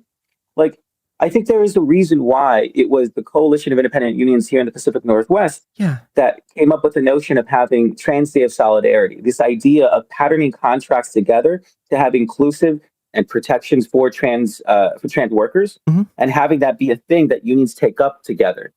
I think that it's incredibly notable that it's groups like Familias Unidas por la Justicia that carried out this years-long boycott and created a model by which other workers in the region can not just organize themselves, but organize themselves on a low-cost, member-led democratic model. Yeah. I think it's important to see that sometimes the large unions have to start looking at some of the radical pragmatism that comes from the necessities of these smaller independent campaigns. Yeah, and I mean, before we go to ads, I think the last thing I want to say there is like, you know, the other option they have is to do the option of what the unions did during the rise of the Nazis, which is like during the rise of the Nazis, the unions fell in line, right? They fell in line because they were scared and they thought that they could fucking win benefits from it. And, you know, it saved some of them. Like there were a few of those people like just became Nazis, but the rest of them got fucking liquidated anyways. So those are your options, right? You either stand and fight now with the independent unions, or you become part of the regime and eventually get liquidated when, you know, Trump in like fucking 2.5 years signs executive order that says unions are illegal or whatever. Yeah. And what does that do at the end of the day? Even if it saves you, even if you're the head of some of these like larger unions, and by working with the administration today, by selling your soul, by selling the movement out, you give up the moral high ground of our movement, of our working class democratic movement. Yeah. You give it up for another generation. Then when people like myself growing up looking at images of the United Farm Workers, there are similar, I presume there are similar people in the United States growing up who look that way up to the United Auto Workers, who look that way up to the Teachers Union. What happens to those children, to those kids, to those young people who want to be the next leadership, the next era of the labor movement? They will not look at us as having the moral high ground. We give that up. We give our role in history, our moral role in history to fight for the working class when we do things like this. Yeah, and what you become instead is just another extension of the state. You become like one of the national syndicates in like Francoist Spain. And what that does to you is people don't look at you in a generation as a labor movement. They look at you as just another arm of a fascist regime. And it doesn't have to be like that. It really doesn't. But yeah. No, it does not. Yeah. I take no pleasure in saying this, you know? I take no pleasure in saying this. But it's an unfortunate reality, and hopefully the turnaround can come from anywhere. It can come from unexpected places, and I hope that there is one. And things like solidarity for Lelo, I hope can be a small link in the chain that moves the pendulum right back into the direction of an ethical and moral superiority that comes with fighting for working class folks. Yeah. We're going to take an ad break, and when we come back, we're going to talk about what we can do for Lelo right now, as you are listening to this.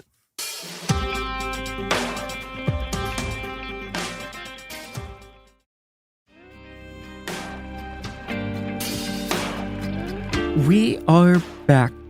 So let's talk about both the operation, I mean, just immediately the plans to sort of put pressure to free Lilo, and also, and then I guess we'll get into sort of more broadly the kinds of fighting that we need to be doing in order to resist this. Sure, sounds good. So, like I mentioned earlier, in the immediate aftermath of Lilo's kidnapping by ICE, workers in the region began organizing. And unions came together in support of Lilo and helped rally in front of the detention center in Tacoma. Now, what we're trying to do is trying to spread the word further. There are other communities, particularly here on the West Coast, that can stand in solidarity, that should stand in solidarity.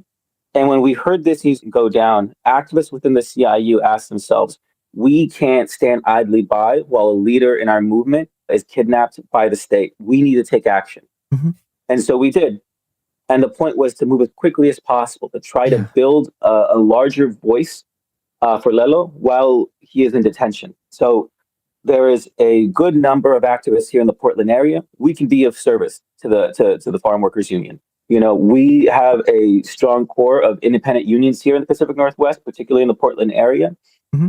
We can do what other unions are hesitant to do, which is take action immediately and stand firmly with our brothers and sisters, our hermanos y hermanas up in northern Washington. So what's happening is the call from the union is workers individually, for people individually, to call into the Attorney General in Washington State and call to the release of Lilo. Also calling the new governor up in Washington State to call for the release. Bring wider attention, making it known that this person is someone who is important to the community, cannot be spirited away to another country where they are not from, where that is not their home, and taken away from their family, the community, and from the good work that they do. Yeah. And the other thing that we're trying to do is we're trying to get local officials to also use their voice to maximize the pressure, to give more attention to this issue. So that's the call so far. This rally that we're having in front of City Hall on Saturday, April 12th at 2 p.m.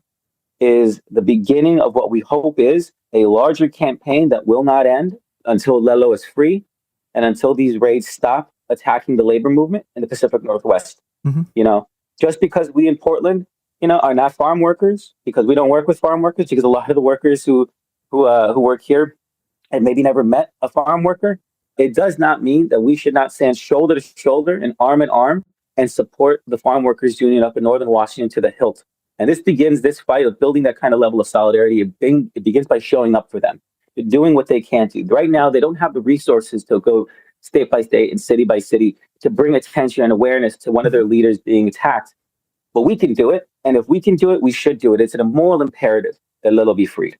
Yeah. And so, I mean, statistically, there are a lot of you in Portland listening to this show, but statistically, most of you are not in Portland.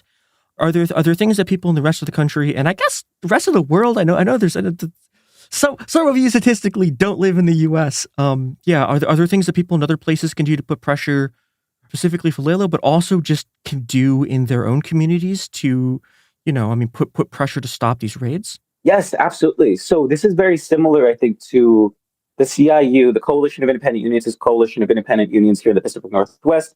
It was trying to do and is trying to do with Transio Solidarity. The idea is we are trying to make this work here in the Pacific Northwest. And if it's useful, if it's good, if people are paying attention to it, then we can export this to other cities and other areas to bring more attention to these causes.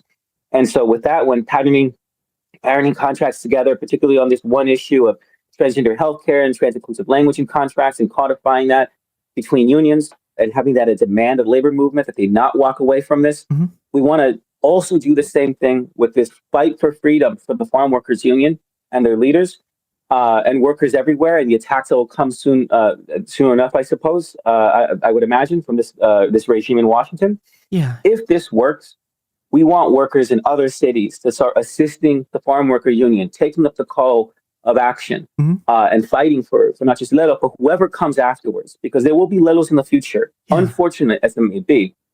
So if this works here, if workers hear, as they hear more updates, we would hope and we would love if workers elsewhere, if organizing groups elsewhere would want to take up this fight and bring attention to the cause.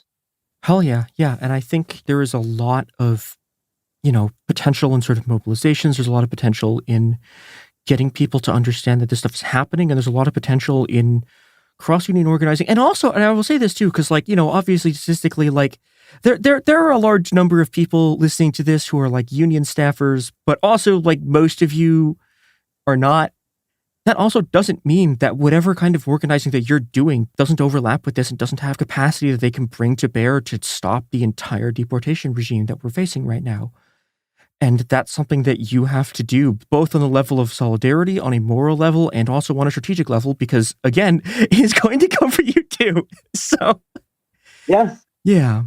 Without making it too personal, like I know Lelo personally. I have met Lelo many a times over the years. He's a fantastic person.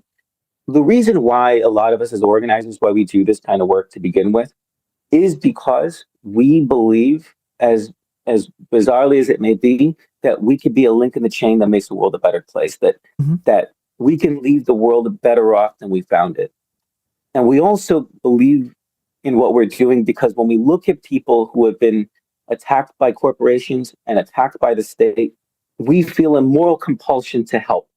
And what I would say to folks who are outside of Portland, who are hearing this story, who hear the calls to call the Attorney General in Washington State and demand that Lelo be released, to follow up with the union, Familias Unidas por la Justicia, further direction on how they can assist, and potentially holding their own rallies in support and solidarity and bringing attention to the issue. I would hope that they do this. Imagine if Lelo were your brother. Yeah. Imagine if Lelo were your cousin, your father, your friend. Act as if they were them, because it requires that level of empathy to have the kind of solidarity that we need in order to fight this fascist regime and everything that it does. It is easy to say, I will wait for someone else to do the work. Someone else will come along and it'll get resolved that way. No, if you don't do the work, it just will not get done.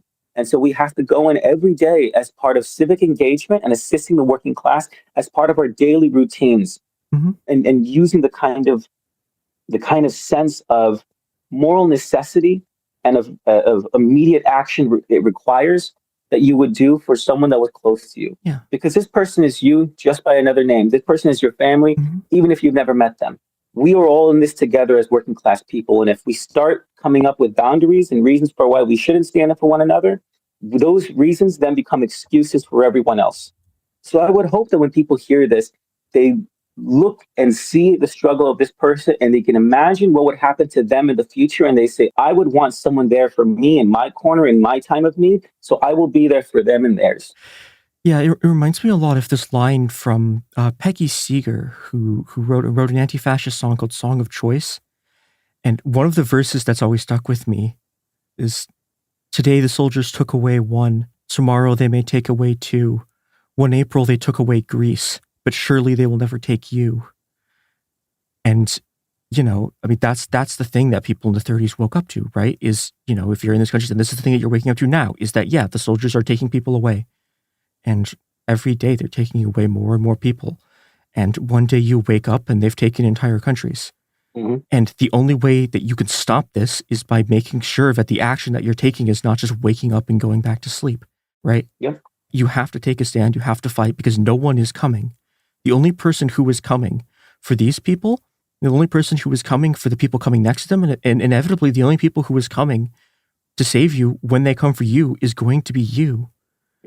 And, there are enough of us to stop them, right? There always have been. That's always been a thing about fascism, is that it relies on us not fighting them. It relies on us, on our passivity. It relies on us not caring enough about the people that they take first, to sit back and do nothing and think that we can wait. And you can't. You have to start right now, and you have to stop them before they advance any further, and you have to roll back what they've already done. And this is our opportunity to do that. Yeah, absolutely. Absolutely. I think this encapsulates the sentiment perfectly well. Yeah. Do you have anything else that you want to add before we head out? And we will put links to a whole bunch of things in the description to this. Yeah, I suppose to those that would want to know more about not just the struggle of the Farm Workers Union, but also the general experiments in independent unionism here in the Pacific Northwest, I'd highly encourage that folks take a deep dive and see that To organize your workplace, to have the kind of solidarity with your coworkers, you need not be dependent upon someone else and other organizations to come in and sort of rescue you from the misery and drudgery of non-union workplaces. You can do it too. You can create. You have it in your head, in your own mind, and your own hands. Yeah. The ability to organize, the ability to fight with your coworkers. You have the kinds of clever problem-solving skills that every worker has in order to combat the boss and create a better world than the one that currently exists. And also that when it comes to issues like standing up for this struggle now and struggles in the future, yeah, I would say you have it now, the creative capacity to, in whatever city you're in, to make connections, to build inroads with the labor movement, to build inroads with working class people, and to try to create those bonds that happen. We here are trying to build closer bonds with city workers and farm workers out in the country. Yeah. It's an important struggle because it's one that's going to be more and more important in the future. You don't have to wait for anyone else to tell you how to do that. Yeah. You yourselves can show solidarity and work together to build those kinds of bonds now so that in the future, you can create working class movements. Now, whether that takes the form of collective bargaining or something else, organizing for the common good is useful no matter in what legal capacity it happens. Yeah, and I mean, one last point I want to add about that in terms of looking at like you not needing help to do things. Like, I know a lot of the people who, like are the organizers who are hired by places like the UAW, like AFL-CIO unions, right? They're good people. Like they are good people. Mm-hmm. They're good organizers. They don't know anything that you can't learn. Like a lot of these people are just literally college students, right? Mm-hmm. Who are recruited like from college campuses and are thrown with no training into organizing these things, right?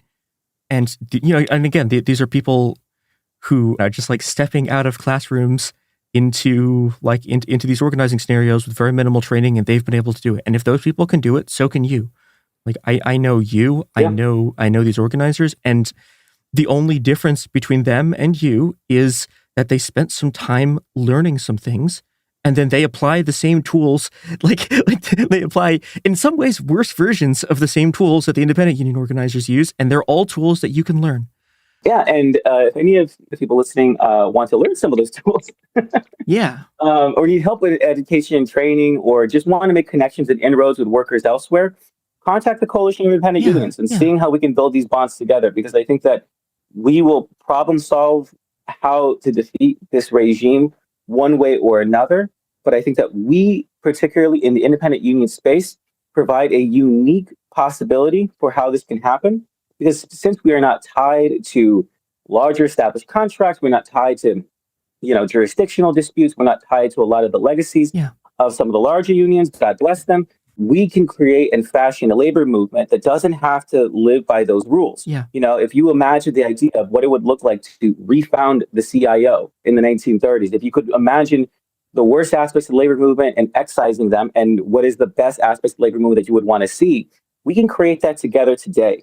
And today it takes the form of standing up in solidarity with Lelo and the Farm Workers Union up in Northern Washington, not because we get anything from it, not because it's easy, but precisely because it is difficult and precisely because it is a moral compulsion on us to take action today for it. Mm-hmm. We don't have to wait for anyone to tell us what to do. As part of an independent labor movement, we get to decide our future and our fates, and we get to decide our struggles. Yeah, and if and when we beat them here, we can beat them today, we can beat them tomorrow, we can beat them the next day. And one day, we will have won one victory too many for them to hold on to power. And that's the only way forward. Absolutely. Fascism wants you to believe in a nihilistic perspective of the world. They want you to believe in which it is hopeless to fight back. They want you to believe just doom scroll forever and don't take any action and focus on yourselves and navel gaze indefinitely. No. The way that you find out the kind of person that you are and the way that you build the kind of future that you want for yourselves, for your families, for your communities, for the people that you don't even know and never will meet, but you want a good life for them. The way that you do that is you take action now, you start organizing, you do what you can, you build what you can. That's how we do this. Like we said earlier, they want you to believe that the fight is already over, that the history has already been written. They only say that because they know it's not true. Yep. And me and other people who talk like this, who are as optimistic and as hopeful and as fight ready, we don't believe this out of nowhere. We believe this because we truly do see that the better world is possible if we fight. Yeah, and I think that's a spectacular place to end. Mark, thank you so much for coming on the show. Yeah, thank you. And everyone else who's listening to this, go out and fight.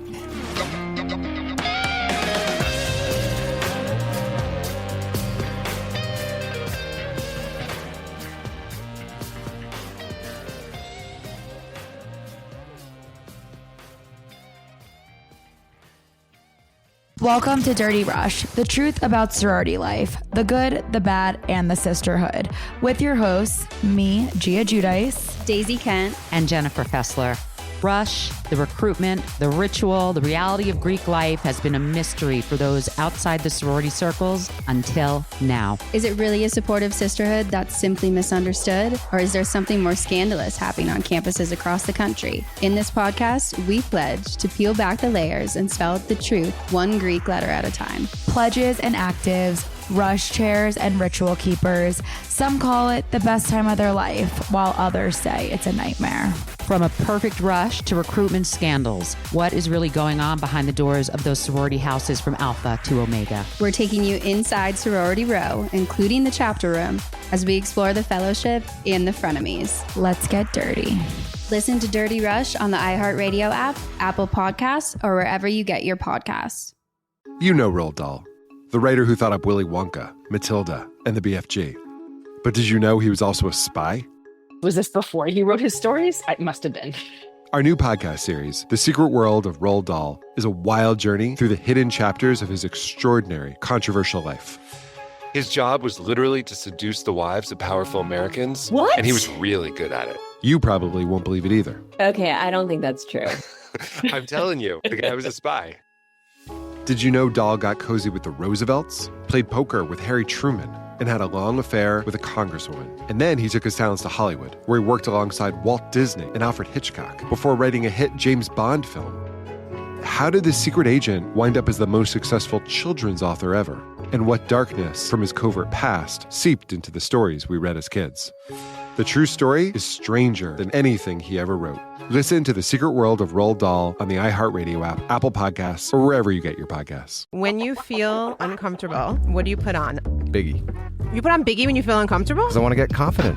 This is DJ Hester Prynne's Music is Therapy, a new podcast from me, a DJ and licensed therapist that asks one simple question. Who do you want to be? And what's the song that can take you there?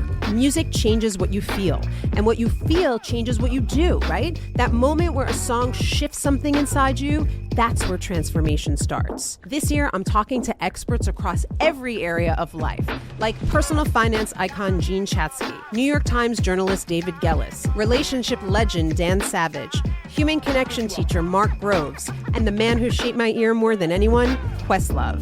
They'll bring the strategies, I'll pair them with the right records, and we'll teach you how to use the music to make change stick. This isn't just a podcast. It's unconventional therapy for your entire year. Listen to DJ Hester Prynne's Music is Therapy on the iHeartRadio app, Apple Podcasts, or wherever you get your podcasts.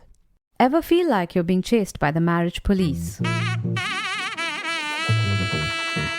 Welcome to Boys and Girls, the podcast where dating isn't dating. Arranged marriage is basically a reality show, except the contestants are strangers and your entire family is judging. You're sipping coffee with one maybe, grabbing dinner with another, and praying your karmic Ken or Barbie appears before your shelf life runs out. Trust me, I've been through this ancient and unshakable tradition. I jumped in hoping to find love the right way, and instead I found chaos, cringe, and comedy. And now I'm looking for healing. Boys and Girls dives into every twist and turn of the arranged marriage carousel. The meet awkward, the near misses, the heartbreak, and let's not forget all the jokes. Listen to Boys and Girls on the iHeartRadio app, Apple Podcasts, or wherever you get your podcasts. Hello and welcome to It Could Happen Here. I want you to imagine a world where everyone shared a second language. Not because of imperial conquest, but out of a shared desire for unity and understanding. That was the dream behind Esperanto, a constructed language designed to be the basis for global bilingualism. Long before I learned anything about anarchism, I spent some time trying to learn Esperanto. It had shown up on my Duolingo one day, and it seemed like such a fascinating and simple project to pick up. I was enamored with the philosophy behind it, so I generally spent a few months on and off trying to learn it. That was probably a decade ago at this point, so I don't remember too much about it, but the connection was there. And it's really because I've been exploring this topic for this episode that I ended up going back and dabbling in some of it again. I've learned recently that there's actually somewhat of a connection between Esperanto and anarchism. So let's take the time to explore the origins of Esperanto, its anarchist connections, its flaws, and its future. My name is Andrew Sage, and I'm here once again with... It's me, it's James again. Very excited for this one. Yes, you're familiar with Esperanto, right? Yeah, very familiar. I wrote about it a little bit in my first book and my PhD dissertation. Also, the last living person to participate in the Popular Olympics, which is what I wrote my book about, was an Esperantist. Like, part of the project of the Popular Front in Catalonia was to bring people together through sport, and then Esperanto was going to be this thing that would, as you mentioned, like bridge the gaps between people. Right. Yeah, it's a really inspiring project. And so I know you're probably going to know all this information, but I do have to share it with the audience.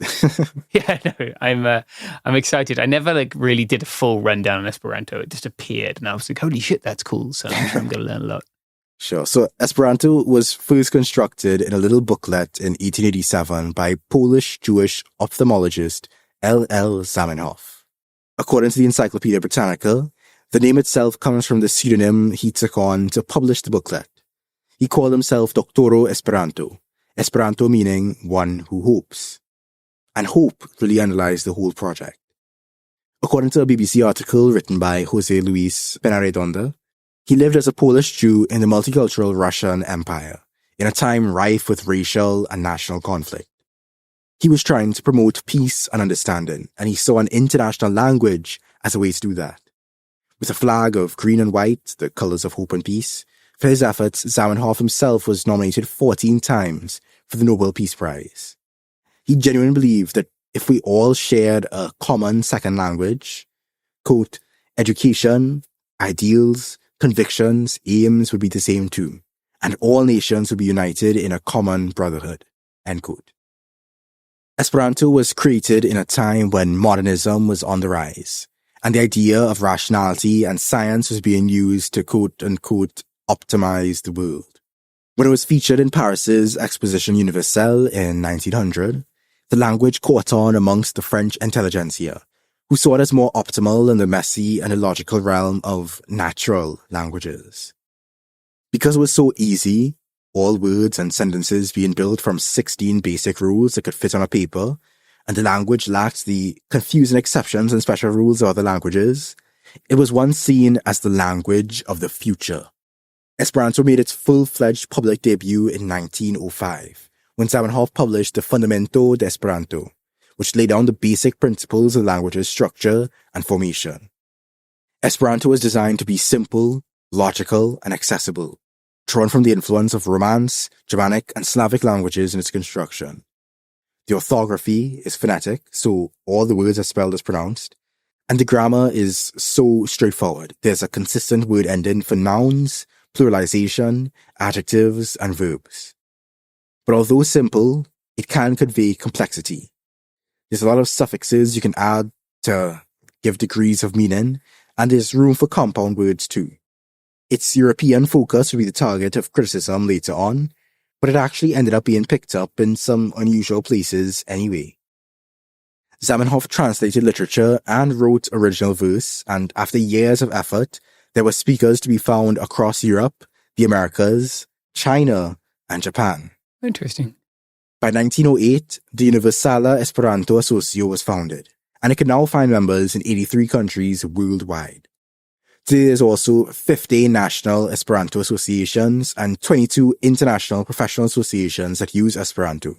There's an annual World Esperanto Congress and more than 100 periodicals published in Esperanto. Estimates range widely in terms of how many people speak Esperanto today. There are apparently a handful of native speakers, folks who were raised speaking Esperanto. Oh, wow. Yeah, it's really, really, really, really cool. Yeah. But L2 speakers are somewhere between 30,000, L2 being, second language speakers, are somewhere between 30,000 to 2 million. Oh. According to Will Firth's article on Esperanto and anarchism, there are tens of thousands of books in Esperanto and several hundred mostly small periodicals that appear regularly. Yeah. Hardly a day passes without international meetings, such as those of specialized organizations, conferences, youth get-togethers, seminars, group holidays, and regional meetings. There are several radio stations that broadcast programs in Esperanto, and Esperanto has even been used by couples of different origins as a family language. It's cool. Funny enough, as with every language, even an aspiring universal language, it has since had its offshoots. I saw on Wikipedia that merely a year after Zamenhof's creation of Esperanto, in 1888, Dutch author J. Brackman proposed a few changes to the language, like combining the ending for the adjective and adverb, changing conjugations, introducing more Latin roots, getting rid of the diacritics, and so on. This language would be called Mundo Linko, and it was the first of many offshoots from Esperanto proper. Even Zamenhof would try to reform the language at one point, in 1894, but it was rejected by the Esperanto community and eventually even himself. These reforms would later be used to develop Edo, another attempt at a universal language with far less success. Yeah. I also learned via Wikipedia that there was an attempt to make Esperanto more complex by introducing Cherokee components, called Polispo, created by a Native American activist named Billy Ray Walden. Esperanto speakers continue to play with the language in all sorts of ways to this day. Esperanto is an evolving language, and Zamenhof himself is honored as part of this global Esperanto culture. They celebrate his birthday, the 15th of December. There are statues and streets and plaques remembering him worldwide, and even an asteroid bears his name. At one point, according to the BBC article, there was an effort to establish an Esperanto-speaking land called Amikeho, which would have been a 3.5 square kilometer territory between the Netherlands, Germany, and France. Yeah. Nice. 3.5 square kilometers. Yeah. Not huge, yeah. It's like, how big? I don't know. We've got a few of those like little ones in Europe, Yeah, a couple microstates. It could have been another microstate, but the idea was very quickly squashed following World War I. Yeah. I know this CNT, the Spanish Anarcho-Syndicalist Union, was like in its first Congress, like its foundational Congress, I suppose. They were like, and everyone should try and learn Esperanto. Like that was one of their like the things at the foundation of like what became probably the most powerful anarchist movement the world's ever seen. They were like, also, this is a big thing. Yeah. Esperanto was really huge in the anarchist movement at a certain point. Yeah. But we're going to get to those connections soon enough.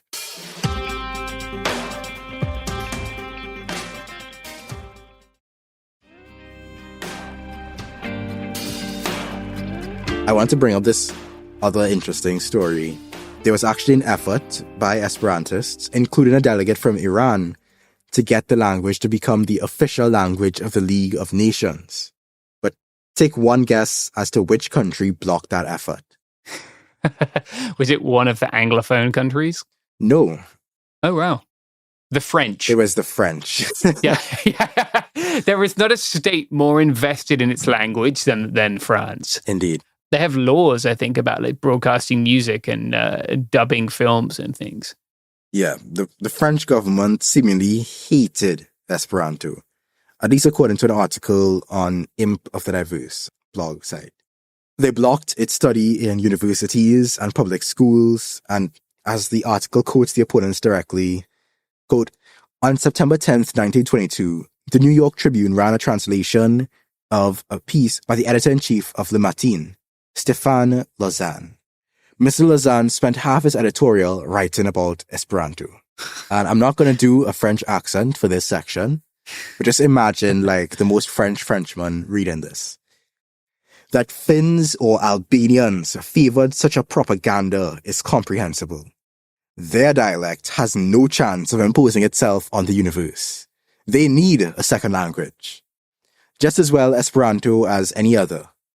But that French people, or English, or Germans, could have let themselves be allured by this linguistic Bolshevism. That is far more extraordinary. It is nevertheless a fact that Esperanto, which was born 25 years ago and ought to have died through ridicule, continues to have disciples in Europe. Every year, in a different capital, they hold a congress, at which they are not very numerous, but where they make a great noise. They get so excited that quite recently, the Minister of Public Instruction had to address a circular to all the French educational resorts to warn them against the danger of Esperanto. An article in the Washington Herald on that same day explained the danger, at least according to the Ministry of Public Instruction. The reason for this order, according to certain school teachers, is that teaching of a language as easy as Esperanto endangers the existence of the French language and thus the national solidarity of the country. They contend that children will naturally take to an easy language such as Esperanto, and in that time French and English would perish, and that the literary standard of the world would be debased. Furthermore, they argue that a national language plays a predominant part in maintaining national unity and point to Poland and Lorraine as examples. Esperanto is an artificial language of no real merit, writes one professor. It has no very definite origin, and while it aims to draw the scattered people of the world together, does it not rather tend to denationalization? End quote.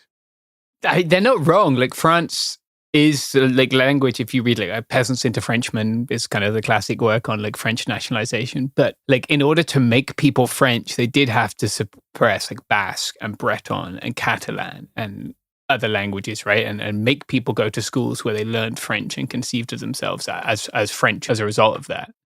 Yeah, their imposition of national identity was perhaps among the most successful in the world. Yeah. In terms of its earliness and its consistent enforcement. It shows like nations are always projects of the bourgeoisie, right? Like at least I would argue that, and so a lot of other people. But like the French example is one where we can see it more clearly than others. Like it's a state and specifically like a certain class within the state's project to enforce and continue to perpetuate this narrative of nation. Mm-hmm. And, you know, they weren't the only enemies of Esperanto. And do you know that saying, judge me by my enemies? Yeah, who else have we got? Nazi Germany, Francoist Spain, and the Soviet Union also hated Esperanto. Gets cooler with everyone. The Nazis, they were nationalists, and Zamenhof was Jewish. So his family was actually targeted, and the language was banned. And Esperantists were targeted and put in camps during the Holocaust, which is really tragic. Yeah, pretty fucked. Yeah. His whole family was heavily targeted by Nazi Germany. Franco associated Esperanto with anti-nationalism and anarchism, which, true. Yeah, he wasn't wrong. So it was targeted for a while. Yeah. And the Soviets, while originally recognizing Esperantists, eventually reversed that policy under Stalin during the Great Purge and executed, exiled, or gulagged Esperantists. And as you can imagine, all that repression all at once kind of killed Esperanto's momentum. Today, despite its goal of being a truly international language, Esperanto's global reach remains uneven. While it has made some strides in recent years, it's still underrepresented in many parts of Africa and Asia. The majority of Esperanto speakers today are in Europe, though its development outside of Europe deserves some attention, as Esperanto managed to leave a mark in China, Iran, Togo, and the Democratic Republic of Congo. But the response to Esperanto historically should give you an indication as to how anarchists must have felt about Esperanto. As an internationalist or anti-nationalist movement, anarchism was very supportive of the Esperanto project. Let me run you through the timeline courtesy Wilfurth's Esperanto and Anarchism. One of the earliest anarchist Esperanto groups was founded in Stockholm in 1905. The same year, the anarchist Paul Berthelot founded the monthly magazine Esperanto. Similar groups soon emerged in Bulgaria, China, and other countries. In 1906, anarchists and anarcho-syndicalists founded an international association, Paco Libereco, Peace Freedom, which published the Internacia Social Review. By 1910, Paco Libereco merged with Esperantista Laboristaro to form Liberiga Stilo, Star of Liberation, strengthening anarchist Esperanto networks.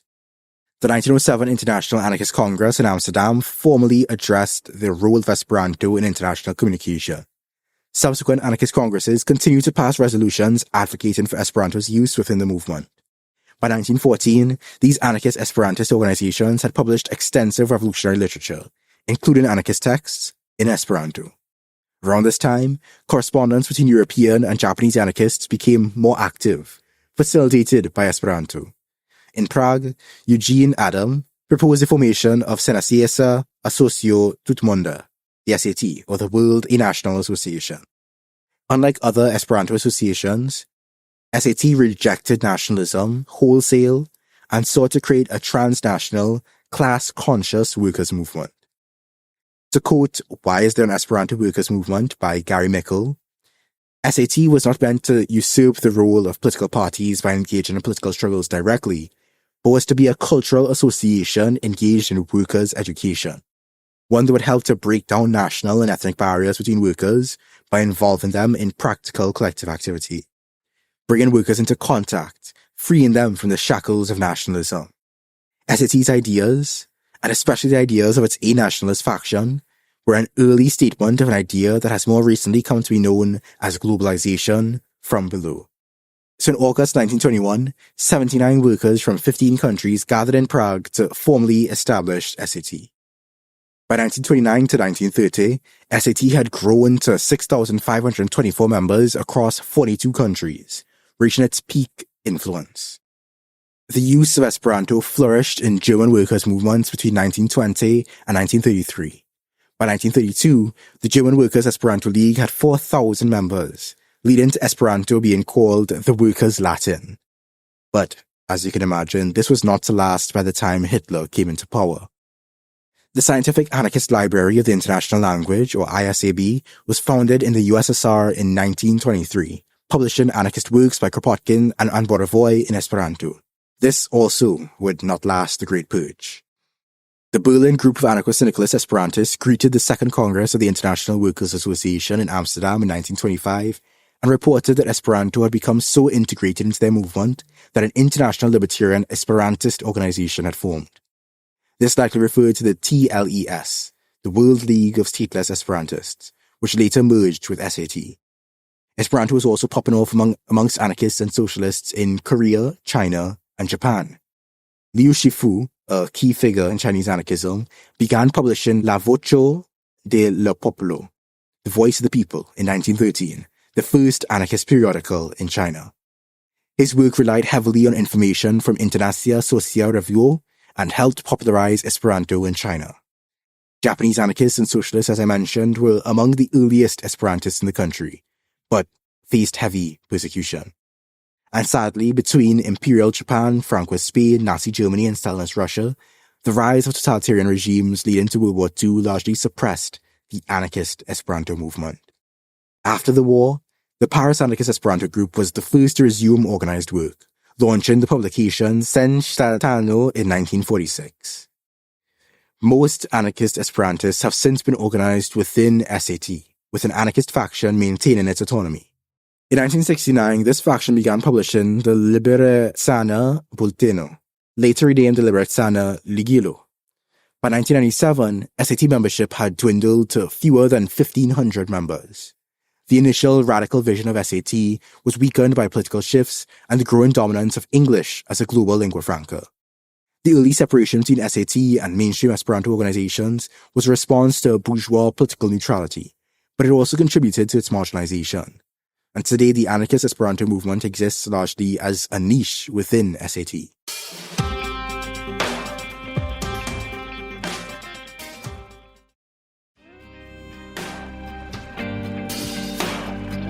So, what can we say about the role of Esperanto today? Well, one of the more interesting currents I found within the Esperanto community, mentioned by Firth, is Raumismo, a philosophy named after the Finnish city of Rauma, where a youth congress in 1980 helped define this approach. Raumismo views Esperanto speakers as a kind of linguistic diaspora, a cultural group bound together by a shared language rather than a national identity. Instead of focusing on making Esperanto a universal second language, Raumistos embrace it as just one language among many, valuing its use in literature, culture, and everyday communication without any grand ideological ambitions. But it's possible Esperanto can still play a role in facilitating exchange and collaboration between people of different linguistic backgrounds. A German anarchist once lamented the barriers to international understanding, quoted in Firth's article. More or less in isolation from one another, we work and fight without engaging in an exchange about our victories and defeats, and without supporting and encouraging one another. Intensifying contact above the regional level with people having similar ideas and aims should be an important component of our work in order to make effective active solidarity possible. End quote. And that's the trouble even today. Linguistic barriers hinder international cooperation. Groups struggle to maintain foreign language correspondence, organize multilingual meetings, or find interpreters. Instead, communication tends to rely on chance. Someone in a group happens to speak a certain language. That determines who they can connect with. But when those key individuals move on, those connections can end up falling apart. So I get the appeal. Wouldn't it be beneficial for these movements and for any interest group working across language barriers to have a relatively easy-to-learn, politically neutral means of communication? Major languages like English, Spanish, or French don't fully solve the problem, as they come with historical baggage and imbalances in fluency levels. Esperanto, on the other hand, provides a more equitable solution because everybody is starting from the same point. Since it isn't tied to any one nation, it avoids the power dynamics that arise when non-native speakers must conform to the linguistic norms of dominant cultures. Unlike English, which often privileges native speakers and places others as perpetual learners, Esperanto fosters a more level playing field. English is treated like a global lingua franca right now, but a lot of people leave school without ever developing enough fluency to navigate an English-dominated world. And English is not the easiest language to learn. Yeah. Esperanto, regardless of whether it ever becomes a global standard, offers an alternative path. It can help people overcome language learning anxieties, particularly those who feel disempowered by traditional educational systems, and it can inspire an interest in language itself. If you've ever met an Esperanto speaker, you know that they are very passionate about linguistics, more often than not. Yeah. Many of the speakers go on to study linguistics, language politics, or even lesser-known languages. It's also a great way to develop translation skills in a friendly, cooperative environment. For monolingual English speakers, using Esperanto can be an eye-opening experience. It puts them in the shoes of those who never got to rely on their native language in international settings. Rather than viewing Esperanto as a competitor to other languages, perhaps a more productive approach is to see it as a tool for promoting multilingualism, cultural exchange, and a more cosmopolitan mindset. Within the Esperanto-speaking community, opinions on its future vary widely. But one thing is clear. The question of how we communicate across linguistic divides is still very much alive, and Esperanto offers but one possible answer. However, as I alluded to earlier, Esperanto is not without its critiques, as covered by Firth. Let's start with one of the most frequent critiques. Esperanto is an artificial language. Unlike the so-called natural languages which evolved organically over time, Esperanto was deliberately constructed. But here's the thing. Since the rise of the nation-state, the line between natural and artificial languages has become increasingly blurry. Many national languages, like Standard German or Standard French, have been shaped by deliberate standardization, legal regulations, and media influence. In that sense, every language is, to some degree, engineered. Authors, storytellers, and ordinary speakers continuously influence language development, meaning that Esperanto is not as different after all. It does continue to evolve. And here's where I think James C. Scott had a rather negative characterization of Esperanto as a purely high modernist endeavor, as though all Esperantists sought to make Esperanto the official international language. In Seed Like a State, he claims that Esperanto was created to replace the dialects and vernaculars of Europe. But such was never the case. It was always meant to be a language used to facilitate communication. There was more than one motivation for Esperanto's use, and boiling such an exercise in human creativity and attempted connection down to just that status focus, to me, seems needlessly reductive. He also calls it, quote, an exceptionally thin language without any of the resonances, connotations, ready metaphors, literatures, oral histories, idioms, and traditions of practical use that any socially embedded language already had, end quote. Which may be true when it began, but is certainly not true now, with over a century of use and evolution. Yeah.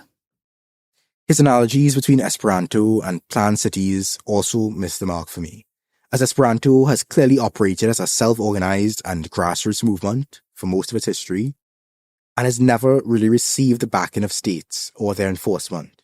It's a weird angle from Scott, because normally he'd advocate for like what he calls like the anarchist squint, right? Like, and seeing history through a perspective of anarchism, I guess, or like an anarchist lens. And I feel like exactly this is very applicable with Esperanto, like the only language which isn't inherently tied to any state or nation or ethnicity.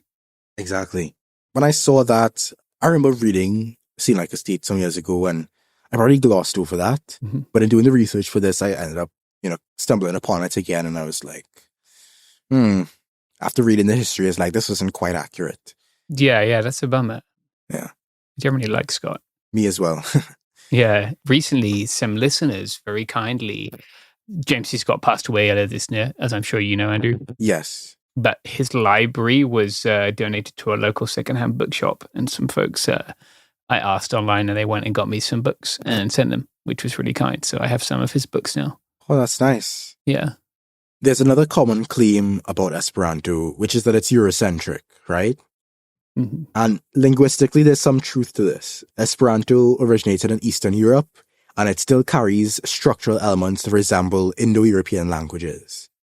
The majority of Esperanto speakers today are European, and its vocabulary is largely drawn from European languages.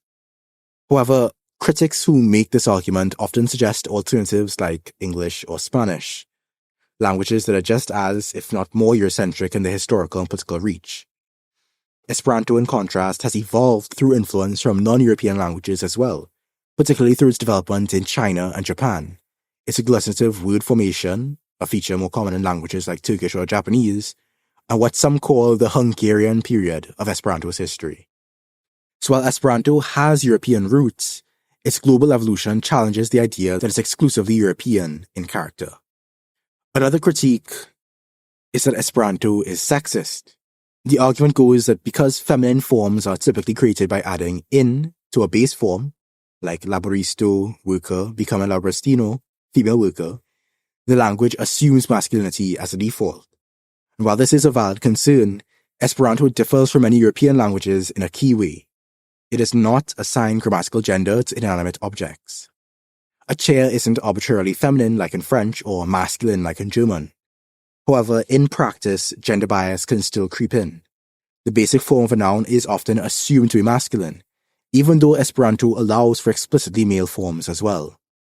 Like in any language, reducing linguistic sexism in Esperanto requires conscious effort in how people actually use it. Yeah. That's an interesting one. Like, we see this in Spanish too, right? Like, with attempts to create like gender neutral forms. Mm-hmm. The presumptive masculine, or if you're addressing a mixed gender group, then you would use the masculine. But like, people who are first language Spanish speakers can correct me. I'm sure you will on the subreddit if you want to. So like, when I hear in English language media, it's referred to as Latinx, but like, that's kind of a word that I struggle to say in Spanish. Like, is it Latinx or like, is it Latinx? And so like, there's this very kind of clumsy gender neutral form, which seems to be easier to say in English than Spanish. Yeah, I've seen Latin used in some circles. Yeah, Latine. Yeah. When I speak to non-binary people in Spanish, that's what they prefer to use. Mm-hmm. Of the relatively small sample size, given that there are probably millions of non-binary Spanish-speaking people. I haven't obviously spoken to all or most of them, but like, it's very interesting to see this like outside critique of the language, which seems to also ignore an inside movement within people who are Spanish first language speakers to create a organic, like gender neutral form. Yeah. Which could also happen in any language, right? Like it, just because Esperanto has these certain forms doesn't mean that people within that language who don't feel represented by them can create forms within that language to better represent them. Exactly. And it's easier because you don't have like a government telling you can't use it or whatever. Exactly. Esperanto is and continues to be a grassroots movement. And that has actually been a subject of critique for some. Perhaps one of the biggest critiques of Esperanto is that it never achieved its original goal of becoming a universal second language. Mm-hmm. Zamenhof, its creator, envisioned a world where Esperanto would bridge linguistic divides.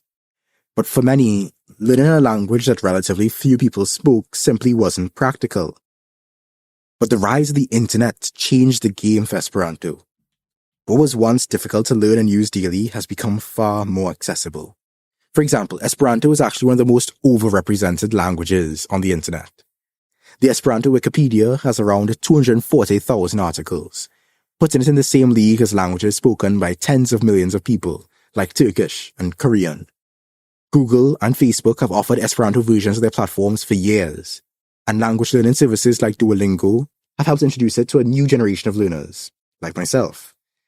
In fact, the people who developed Esperanto courses for Duolingo did so voluntarily, simply because they believed in the language's potential. Esperanto has fostered a unique online community, and there's even a free hospitality network called Pasporta Servo, where Esperanto speakers can stay with each other around the world. No money required, just a shared language and a common philosophy of global connection. Not everyone learns Esperanto for the same reasons. Some people seek intellectual challenge, some want a sense of unique community, and others are drawn to its political neutrality.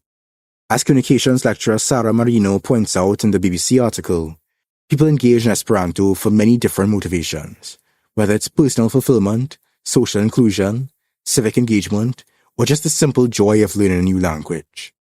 It's important not to reduce Esperanto learners to a stereotype. Their reasons for participating are as diverse as the language itself. So, where does Esperanto stand today? It may never replace English as the global lingua franca, but perhaps that was never the point. Instead, it serves as a tool for promoting bilingualism, fostering cross-cultural connections, and encouraging people to think differently about language itself. And I think that is worthy of its own reward. That's all I have for today. All power to all the people. Peace.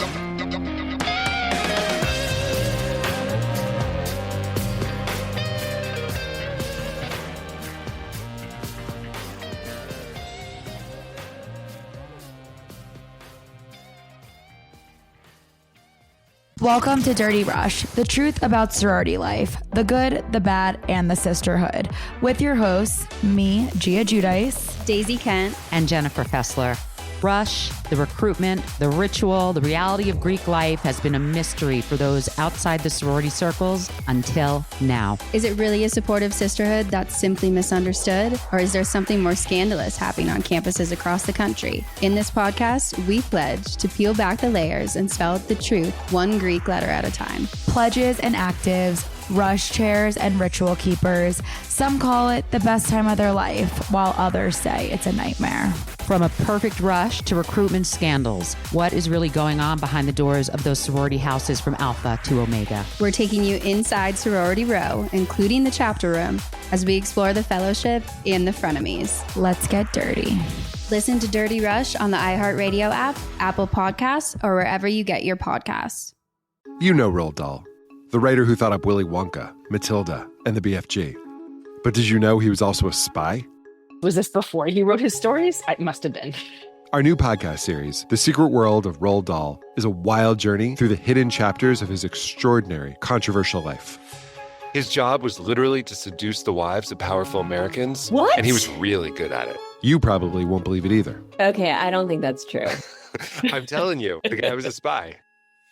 Did you know Dahl got cozy with the Roosevelts, played poker with Harry Truman, and had a long affair with a congresswoman? And then he took his talents to Hollywood, where he worked alongside Walt Disney and Alfred Hitchcock before writing a hit James Bond film.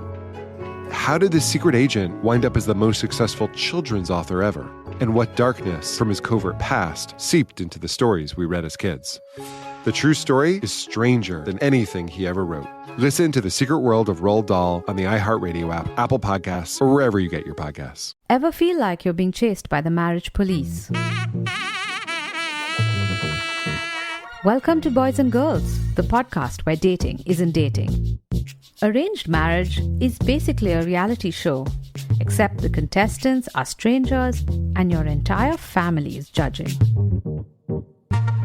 You're sipping coffee with one maybe, grabbing dinner with another, and praying your karmic Ken or Barbie appears before your shelf life runs out.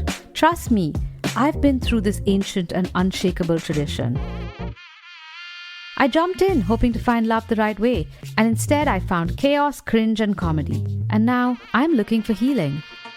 Boys and Girls dives into every twist and turn of the arranged marriage carousel. The meet awkward, the near misses, the heartbreak, and let's not forget all the jokes. Listen to Boys and Girls on the iHeartRadio app, Apple Podcasts, or wherever you get your podcasts. When you feel uncomfortable, what do you put on? Biggie. You put on Biggie when you feel uncomfortable? Because I want to get confident. This is DJ Hester Prynne's Music is Therapy, a new podcast from me, a DJ and licensed therapist that asks one simple question. Who do you want to be? And what's the song that can take you there? Music changes what you feel, and what you feel changes what you do, right? That moment where a song shifts something inside you, that's where transformation starts. This year, I'm talking to experts across every area of life, like personal finance icon Jean Chatzky, New York Times journalist David Gellis, relationship legend Dan Savage, human connection teacher Mark Groves, and the man who shaped my ear more than anyone, Questlove. They'll bring the strategies, I'll pair them with the right records, and we'll teach you how to use the music to make change stick. This isn't just a podcast. It's unconventional therapy for your entire year. Listen to DJ Hester Prynne's Music is Therapy on the iHeartRadio app, Apple Podcasts, or wherever you get your podcasts.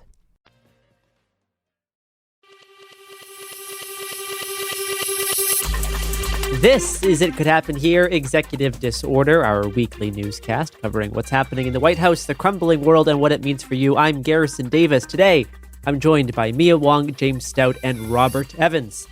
This week, we're covering the week of April 3rd to April 9th. We have recovered from Liberation Day, fully liberated. Yeah. And now the economy is back to normal, right? Yes. Everything's really good. Mm-hmm. Everyone's 401ks have been normal. And stable. And stable. And stable. That's what's important. Yep. Just line go up. The economy runs from stability. Yep. I mean, one of the things the line did was go up. So yeah, the line's gone.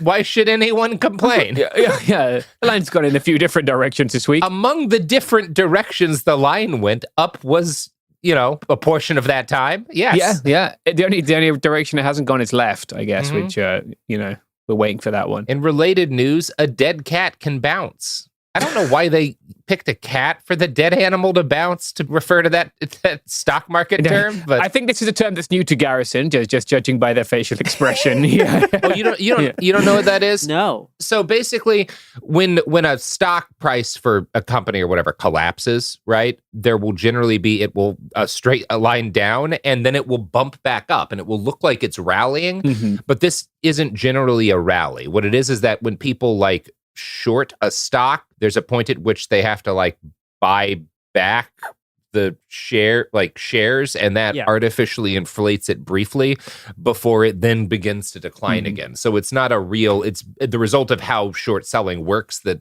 there has to be this thing that makes it temporarily look like it's rallying, but that's really not what's happening. Yeah. No, I'm familiar with this concept. And they call it a dead cat bounce. It's referred to as a dead cat bounce, yeah. I don't know why it's referred to as a dead cat bounce, but it is. Because stockbrokers are not normal people. They're not wired right. These are Wall Street guys. One of them has probably done it. That's probably why it's called that. Yeah. Look, I've thrown a lot of corpses at a lot of things, and they don't really bounce. Speaking of corpses, Robert, you have some exciting news on the army. It's pronounced core, Garrison. Yes. The good news is the army is going to be more lethal and efficient than ever before, which President Trump announced while sitting in the White House next to Israeli Prime Minister Benjamin Netanyahu, who had to take roughly twice the length of trip he normally has to take to go here, because so many countries that he would normally fly over or stop in have arrest warrants out for him for all of the war crimes.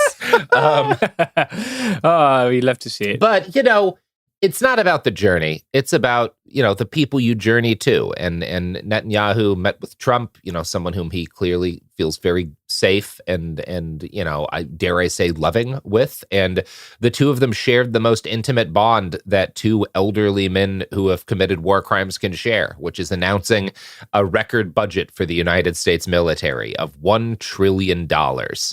Well, I should say Trump stated it would be in the vicinity of $1 trillion.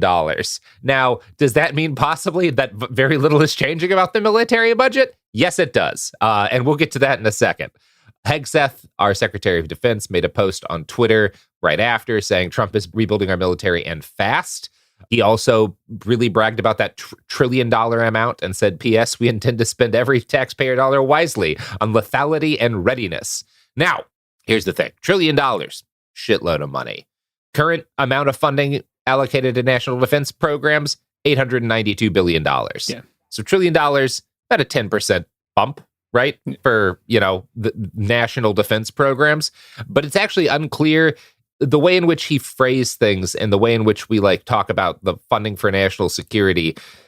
This could mean that basically the military will have pretty much the same, something of an increase, but not really a significant difference from what it has now. And there will be more money into other defense-related programs. So this is not as massive a thing as it might necessarily sound like. I think one thing that's sort of significant here is how this comports with the way a lot of the folks on what we'll call the shithead left had talked about, where there was this discussion that Trump's actually going to be, bad for imperialism and the war machine. And, there was even talk as of a couple of months ago that they were going to half the Pentagon budget. All these, whatever else happens, it's worth it if the military budget comes down and this, imperial juggernaut of hell gets finally neutered. And these people are stupid. And just all of those people are always wrong. They were always going to just make the army bigger. They were always going to put more money in defense. They were always going to put more money into the hands of defense contractors. Anyone who knows anything about these people or about how Republicans have worked knew that was going to happen. There was never any chance that they were going to cut the actual amount of money. Now, they're probably going to cut the number of people in the military because despite what Hegseth said, there's a lot of evidence that a shitload of this is going to go towards modernization. And in fact, armed services, our armed services are all being asked to cut about 8% of their individual budgets in order to put money into modernization efforts, which obviously any military needs to regularly modernize different systems. But this is also a thing where if your country is run entirely by grifters and conmen trying to shotgun money to their political supporters who have a lot of money in different defense companies, what this means to me is you are probably going to see them continue to trim numbers of actual troops and put more money into bullshit that gets a lot of money to contractors. Yeah. That is my expectation. That is what I see happening more than anything here. We'll see, but I think a lot of this additional money is going to go towards buying shit that may or may not be useful, but the primary purpose of putting the money into that shit is because somebody who is somebody gets a VIG. Yeah, I mean, if we look at fascism as a concept too, it has this troubled relationship with modernity, but one of the things it likes to do is flex its new little weapon systems and toys. And we're going to see some guys posing with some weapon systems that probably never get used, right? Probably some AI targeting shit, stuff like that. Yeah. Oh, yeah. Israel already does that. Yeah.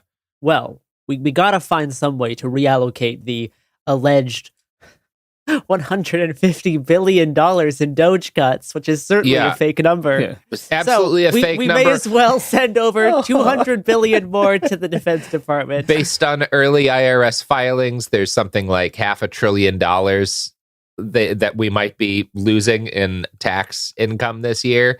So, net, I don't think we're doing great. I should also note here, a big part of the money that they're going to get for modernization is coming from cutting 50 to 60,000 civilian jobs, many of whom are veterans, but also just in terms of military readiness, guys like Hegseth, who's primarily a push-up dude, and people who don't know anything about the military see it as the military, you just want as many door kickers as you possibly can. And you actually need very few of those guys. What you need a lot of is guys that can move things to different places and fix things when they break and do a lot of the paperwork that's necessary to make both of those things possible, which is why you need those jobs. And cutting a shitload of them is not likely to increase readiness. It's also worth noting that the U.S. Army is looking at a force reduction of up to 90,000 active duty soldiers. This is based on an article from April 4th. Which is a significant reduction. And again, we're not... Is that real? Yes. Why? Why are they doing a 90% reduction? In part because it's very hard for them to find new active duty soldiers. Huh. It is not easy to get people to do this, and it is not the priority of anybody in charge of anything to actually get more soldiers. The priority is to put more money into systems, into AI and all of this shit. Like, I don't think they have a vested interest in actually helping with that. I mean, how are we going to take Greenland? With drones? Like, what are we doing? Yeah, probably. I mean, there's not a lot of people. That is how it is. That's probably how we're going to do it. There's not a lot of people in Greenland, Garrison. Excited for the naval blockade of Greenland to kick it's off in about 2 months. Yeah, it's going to be great. Anyway, they're going to make, part of why I think they feel confident trying to make, they're calling this making the army smaller and more agile, is because Trump is doing his best to make friends with Russia, and we're certainly not going to, whatever happens with Taiwan, the U.S. military is not going to be involved. We ain't going to go back for them. His attitude is like, what do we need this for? We need an agile military that we can use to fuck with Greenland and Panama. Like, that's what we're going to be doing. Yeah, two very similar biomes where everything is very similar. Yeah. And there's a lot of people like, the folks running Palantir who have an increasing amount of say in what happens to the military and, what Trump does, who are basically advocating for, like, we're going to have this whole kill chain automated soon. We barely need people. You can't trust people. You know how untrustworthy your generals have proved, Donald. Cool. Well, I'm excited for some more Arctic camo surplus to hit the market once the Greenland situation is resolved. Mm-hmm. I'm excited to be fucking around wondering who a drone's going to kill next. That has been a really life-affirming experience for me, and I'm excited to have it again soon. It's going to be great. Robbie, you mentioned the IRS, and IRS maybe get less money. So I want to talk a little bit about the IRS. I guess let's start with like a little summary of this week immigration news. This week, Chara Raichik, who is the person who runs Libs of TikTok, joined ICE on a raid. She is, shall we say, the Julius Streicher of our modern fascist movement. Yeah. I guess you're right. Damn. Sorry, I'm just... Yeah, no, I mean, I wasn't joking about that. That's the most direct comparison to that. Sorry, I just took a moment to reflect on that, and it's not a great thing to reflect on. It's really not. No, it doesn't make me feel good. But... Yeah, no. Other things that don't make me feel good are the 60 Minutes report. 75% of people sent to Sekot had no criminal conviction, which seems to leave open the possibility of there being a crime for which it would be okay to be sent to a foreign gulag with no hope of return, which I don't believe is the case. I'm very disappointed at any reporting which focuses on guilt as if one could ever be guilty of anything which would make this justifiable. You can't. The government is also soliciting for proposals this week to massively increase migrant detention, which again is not surprising, right? We talked about this last November, but it's also not great. But where I want to focus today is on the IRS and the Abrego Garcia case that we spoke about last week. So you will have seen some reporting that the IRS has said it will hand over information of people who are subject to criminal investigation to DHS or ICE, right? ICE being under DHS. They say what happened here is that part of court filings, a memorandum of understanding between ICE and the IRS was released. In the MOU, or in the court filing, actually, they cite an offense of failure to depart the United States after being ordered removed. So essentially anyone who they're saying, like, you have to go, right? That they could then ask for their tax return information. Exactly what the IRS will disclose to ICE is covered by a big black redaction in the court documents. So we don't know that. The entire MOU is submitted, but there's significant redactions in it. ICE has to one thing that's not redacted is that ICE has to hand over the person's name, address, and the crime for which they're investigating. And it has to be a non-tax crime, not that matters hugely. This is more limited than a lot of people have feared, and it's more limited than a lot of the reporting I've seen. It's possible that there's something else going on. I saw the acting director at ICE was going to quit over this. I saw that this morning. But the fact that they have to have their address suggests that they couldn't locate them using the tax return form, right? Which is a good thing. Like, it is one less step towards fascism, I guess. I'm also aware of ICE having memorandums of understanding with other agencies to include HUD, right? Housing and Urban Development. All of this is going to reduce the amount that migrant communities engage with the federal government to any degree, right? Contrary to what you might have heard undocumented people do tend to pay their taxes. It's actually relatively rare for them not to do that. And this might change if the IRS starts handing over people's tax return information to ICE, right? Obviously, if HUD starts handing over people's information, that's going to lead to people not being as willing to take housing benefits, more people ending up living on the street, right? On the other hand, Houston, a city in Texas, for those of you who aren't familiar, have I pronounced that right, Robert? Tejas? Yeah. I thought it was, I wasn't sure if it was Houston. Houston. Oh, Houston, No, understood. It's a place we just don't go. Mm-hmm. That's how I refer to Houston. Okay, beautiful. So this Texas no man's land town has turned over information, including addresses and license plates for people charged with driving without a license, even though some of this under Texas law is supposed to remain confidential. So that's great. They're also now making immigration detentions at regular traffic stops. So I'm aware of one incident where a man was arrested after being stopped for a cracked windscreen, and he's now in ICE detention. So that there was presumably an ICE warrant for this person that the Houston police then acted upon. I mean, and this can just be racial profiling, right? Like if they could just pull someone over and then send them to ICE, like they're just going to start pulling over as many people that they don't want to be in Houston. Yeah. Like, we already know that police departments have a tendency to pull over people who aren't white more often, right? And then, like, if you give them this, that's just going to exacerbate that further. Again, it's also going to stop migrant communities interacting with the police in any way, right? This obviously has, look, not a big police fan, but like in cases like domestic violence, right? Sometimes people need to go to the police to be safe, and they're not going to do so if they think that means they or people they love will be deported. And this will have negative consequences, and specifically in cases like domestic violence. And we know this. There is plenty of evidence for this. Nonetheless, this is continuing anyway. What's also continuing is our obligation to pivot to ads, which we should do now.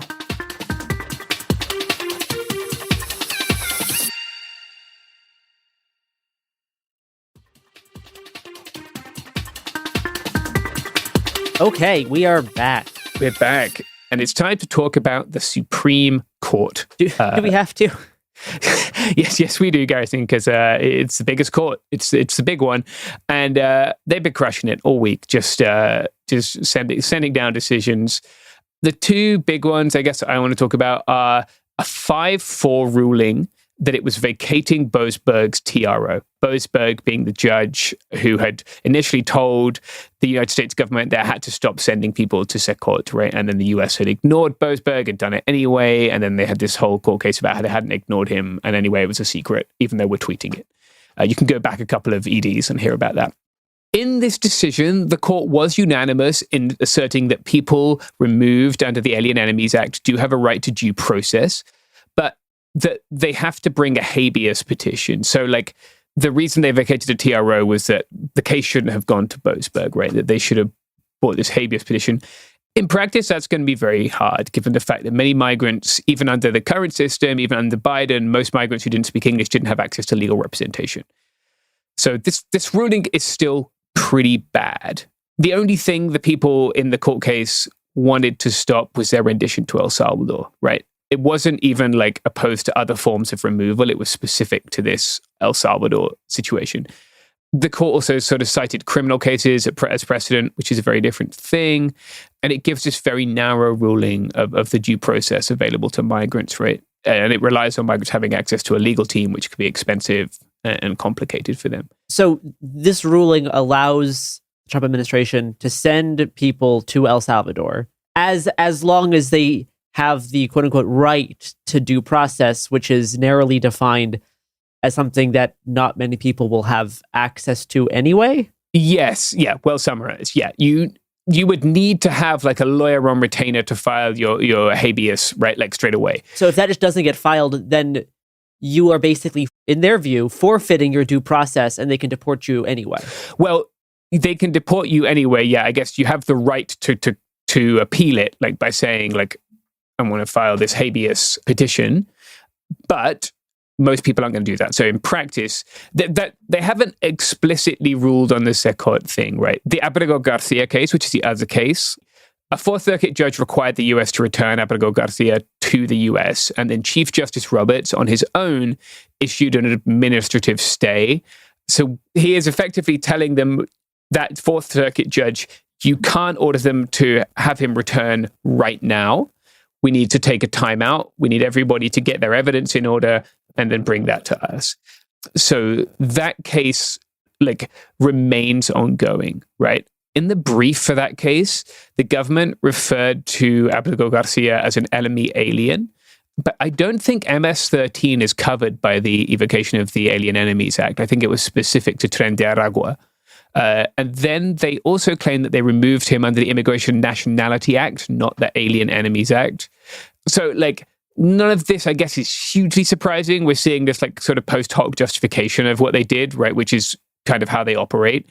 But that case still remains ongoing. So we're still going to hear that one, which presumably will reflect on the constitutionality of sending people to Sekot. But the fact that, they ruled the other case, right, the one that was 5-4, it wasn't about whether Sekot was legal. It was about whether Boasberg had the right to make a decision on this particular case. But it's still not great. It looks like the Supreme Court is doing everything it can to avoid a face-to-face showdown with the executive branch. Oh, yeah. Because they don't want to deal with the consequences of it ignoring them. Nope. And we said before, maybe the only court that they will listen to is the Supreme Court. Well, if the Supreme Court doesn't make them, then they won't. So that's where we're at with that. Not great. Not exactly great at all. Nope. Well, do you know what is doing great? The economy. Mm-hmm. And for more on that, I think it's time for Tariff Talk with Mia Wong. Wait. Tariff Talk?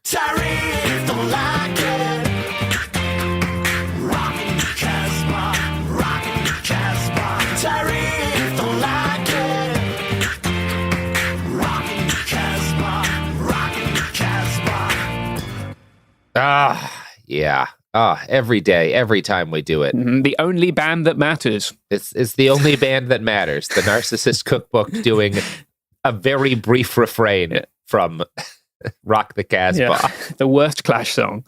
Mm-hmm. By a wide margin. Yeah, the only Clash song to have been played during Operation Desert Storm, which made Joe Strummer cry. A real catastrophe. Mm-hmm. You know what isn't a catastrophe? The economy. Yeah, how's it going?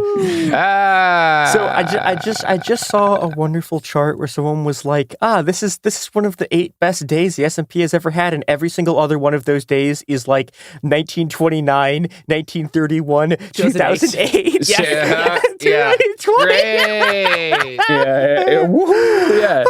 It's one of the best days good. for Mount St. Helens air quality. Yeah. It's so good. So, all right, the tariff situation as of 2:43 p.m. Pacific time on April 9th is that there is fine. Yeah. Going good. No, it's going to be cool, guys. Don't worry about it. God. Okay, so there is an 125% tariff on all goods from China. Is that bad? There's a bit that I cut here where I was going to say about how, at 54%, I was like, we've entered the part of the map where it just says, here there be dragons. At 125%, there's not even dragons there. They didn't even think to put that on the map as an unknown region. Hi, this is Mia from the future. It is now Thursday. One of the problems with attempting to do this episode is that we are learning the tariff rate from Twitter in real time.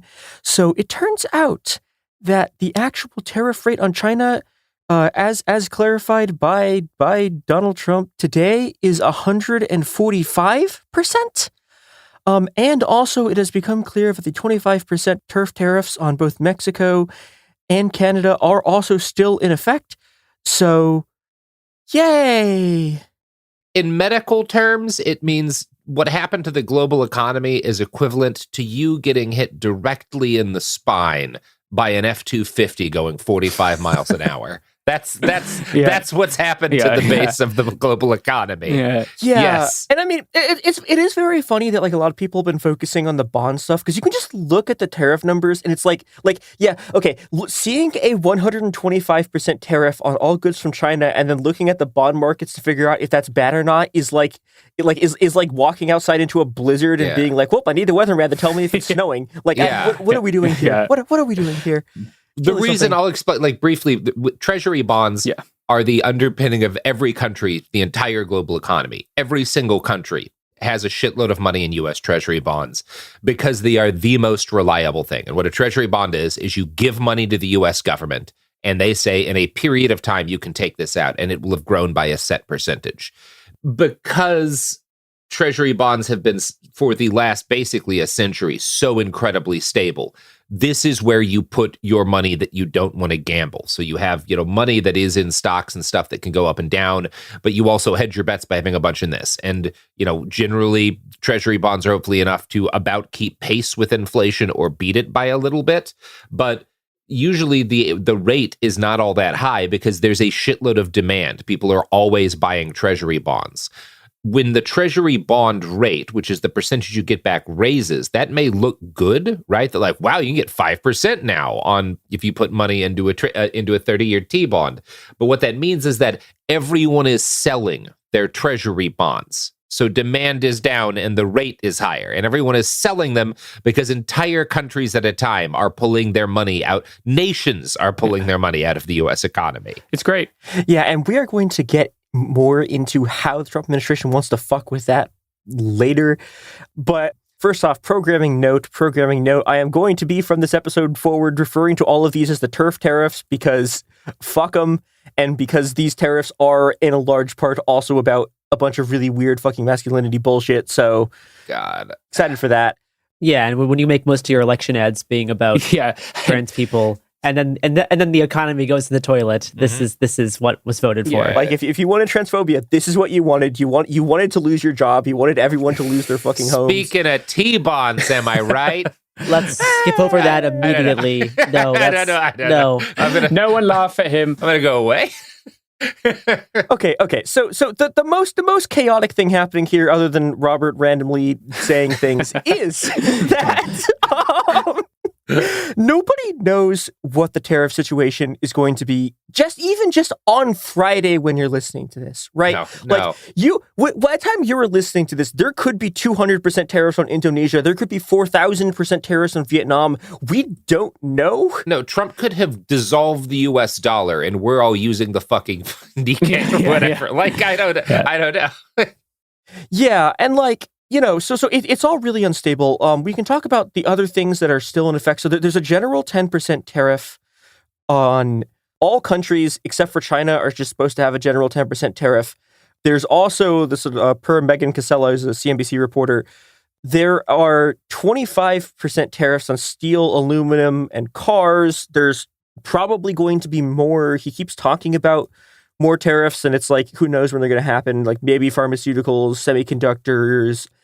But the Liberation Day turf tariffs are currently on hold for 90 days, at least as of right now. Yeah. And the quote unquote reciprocal tariffs have been lowered to 10%. For me, at least, it's unclear as of recording on Wednesday. Trump said that this is in effect immediately. It's unclear if those 10% tariffs are also on hold for 90 days. No, I think the 10% ones are in effect right now, but it's really hard to tell because he's just saying shit. And yes, it's very hard to tell. He ain't saying it; he's truthing it.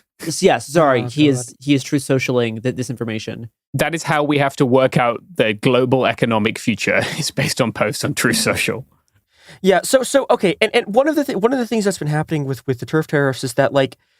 The media is just reporting things as true that are just clearly, obviously a lie. So one of the ones that's been going around and that the media is reporting that Trump has said is that he said he's going to pause tariffs on countries that don't retaliate, except we know that's a lie because the EU already imposed retaliatory tariffs. But the EU's turf tariff rate is like already down to 10% just like everyone else. So we know that Trump is lying about his rationale for the rollback of the turf tariffs. Right. And every single fucking media outlet is still just reporting it because nobody fucking knows how to do freaking reporting anymore.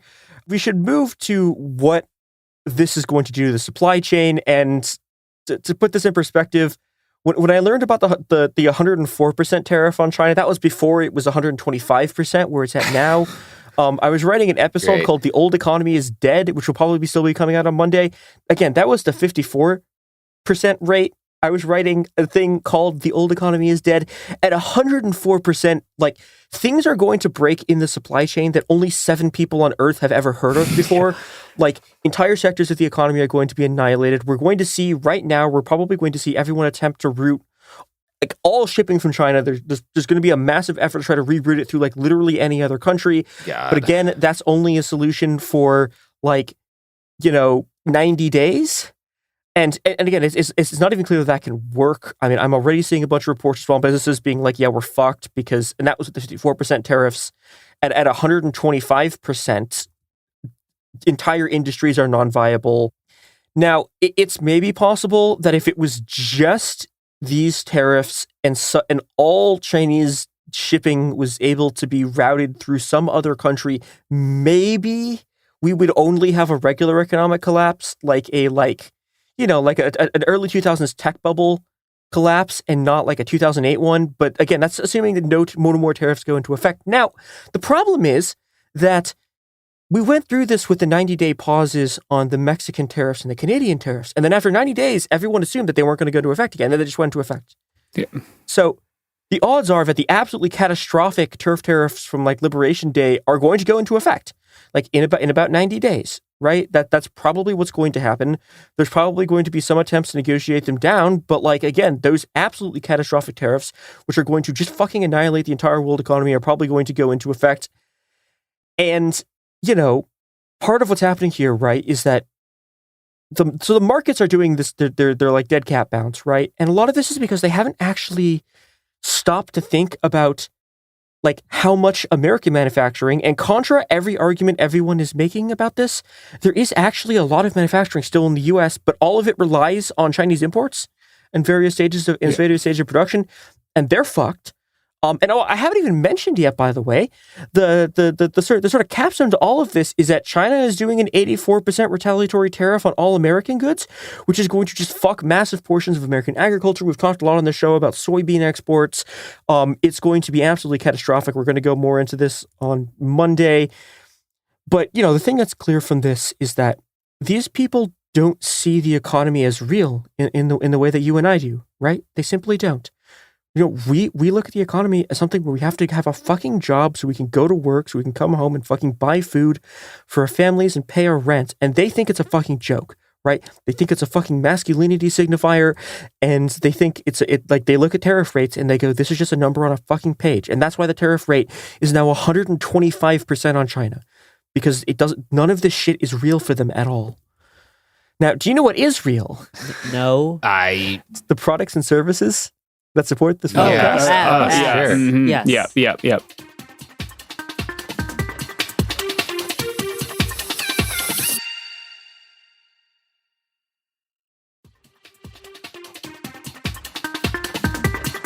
We are back. Now, okay, one of the things that I've been seeing a lot of is there are a lot of arguments about whether there was some kind of plan here. Trump has claimed that he was going to roll back the tariffs all along, and no, he wasn't. No, he's just lying. He's just going by the seat of his pants. And I can prove that there is no plan here by moving on to the second thing that I want to talk about here, which is a speech given by Council of Economic Advisors Chairman Steve Mirin at the Hudson Institute. So this is again, the Council of Economic Advisors is a federal agency that is like, their job is to provide economic advice to the president, right?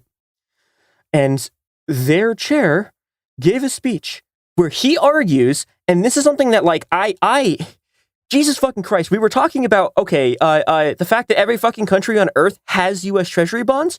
We were talking about this earlier, right? The status of the U.S. dollar as the global reserve currency. This guy is arguing that is actually a public good that other countries should pay us for.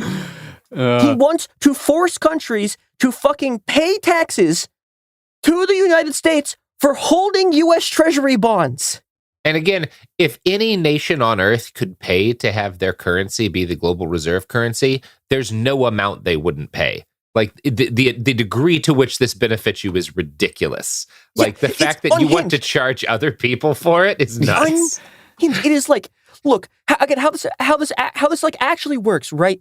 Is that every single other country on earth is forced to buy American debt, which is what a bond is, right? Yeah. And this allows the U.S. to carry out even more spending without inflationary effects. Every single other country on Earth... Everything is based on this. Yes, it's all forced on like other countries having to stockpile U.S. dollars.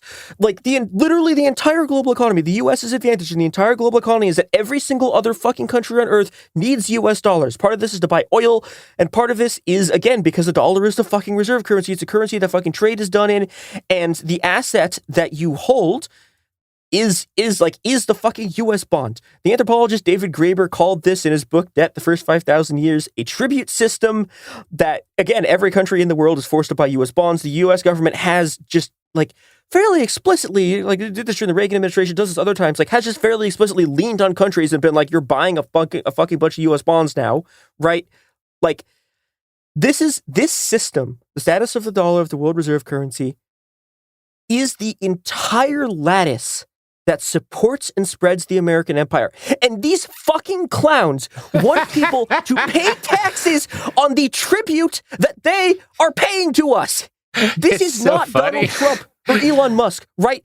This is the guy these people brought in to be their economist to do economic policy. Yeah. There is no limit to their stupidity. There is no rock of sanity upon which the tide of madness will crash. Absolutely Everything we have seen so far is just a prelude to an infinite abyss of stupidity so mind-numbingly incomprehensible it will shatter our minds like a snowflake in a hurricane. You can no longer think to yourself, they cannot possibly be this stupid. They are thinking thoughts even gods cannot comprehend. They are attempting to drain the sea by shouting at the moon. They are trying to wipe their ass with pine cones. There is no 5-dimensional plan here. There is not even a man behind the fucking curtain. There is only an infinite sea of cruelty, malice, and stupidity trying to drown us all for the crime of attempting to exist in the world we were born in.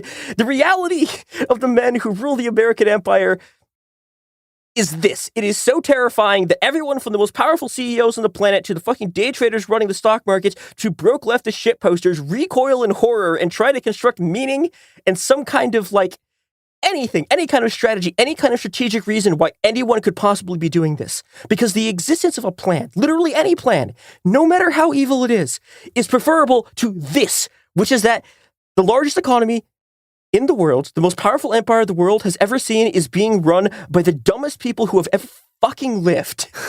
And they are so doing this because they are evil and they're stupid. Yes.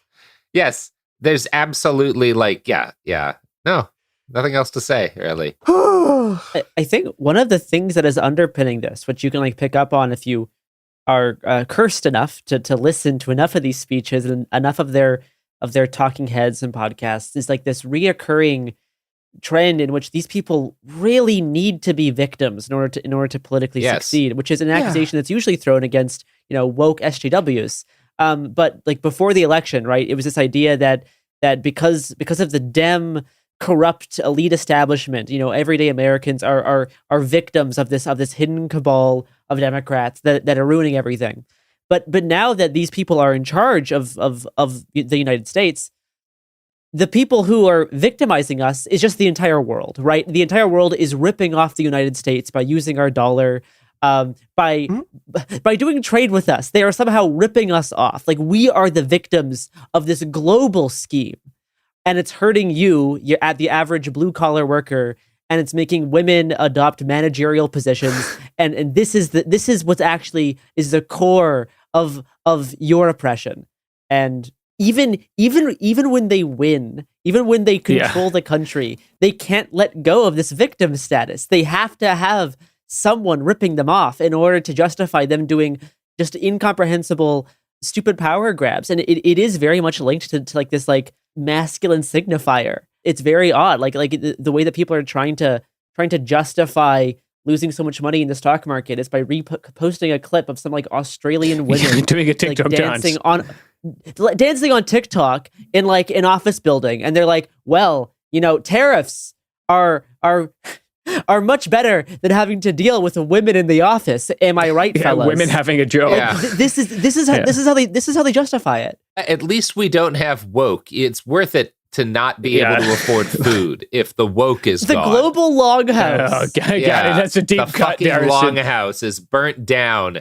Sure, because the longhouse is burnt down, we're now exposed to the elements and all of our food stores are gone and it's about to snow 18 feet. Yeah. But at least the longhouse is Yeah, the gone. longhouse with your they, them nephew in it that you hate and owned you at Thanksgiving is gone. Shout out to your they, them nephew. Yeah, I guess what's nibbling? Nibbling is a correct non-binary appellation.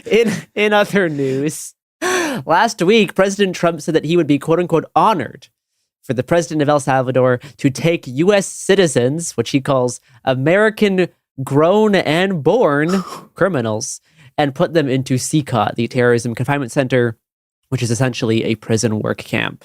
Yep, that no one gets released from. Yeah. Trump said, quote, "Why should it stop just at people that cross the border illegally?" Unquote. Mm-hmm. But it shouldn't start there. But, it shouldn't be there at all. And, Yeah. and as James already mentioned, 75% of the immigrants sent to CCOT don't have a criminal conviction. These people are not criminals. Yeah. Now, a few days later, the White House press secretary reiterated that this is something that Trump is seriously discussing, both publicly and privately. So the president has discussed this idea quite a few times publicly. He's also discussed it privately. You're referring to the president's idea for American citizens to potentially be deported. These would be heinous, violent criminals who have broken our nation's laws repeatedly. And these are violent repeat offenders in American streets. The president has said, if it's legal, right? If there is a legal pathway to do that, he's not sure. We are not sure if there is. It's an idea that he has simply floated and has discussed very publicly as in the effort of transparency. Now, one of the last things we're going to discuss is an update on DHS and ICE efforts to deport students across the country. Me and James did an episode last week, which is still pretty relevant, but all of the numbers have increased dramatically since that episode. As of Tuesday night, April 8th, 92 student visas have been revoked at California universities, 50 at UC campuses, and 36 at California State University campuses, with 6 more at Stanford. Also, as of April 8th, 50 student visas have been revoked at Arizona State University, with multiple students now in ICE detention. Lawyers for these students believe that upwards of 1,000 visas have been revoked across the country.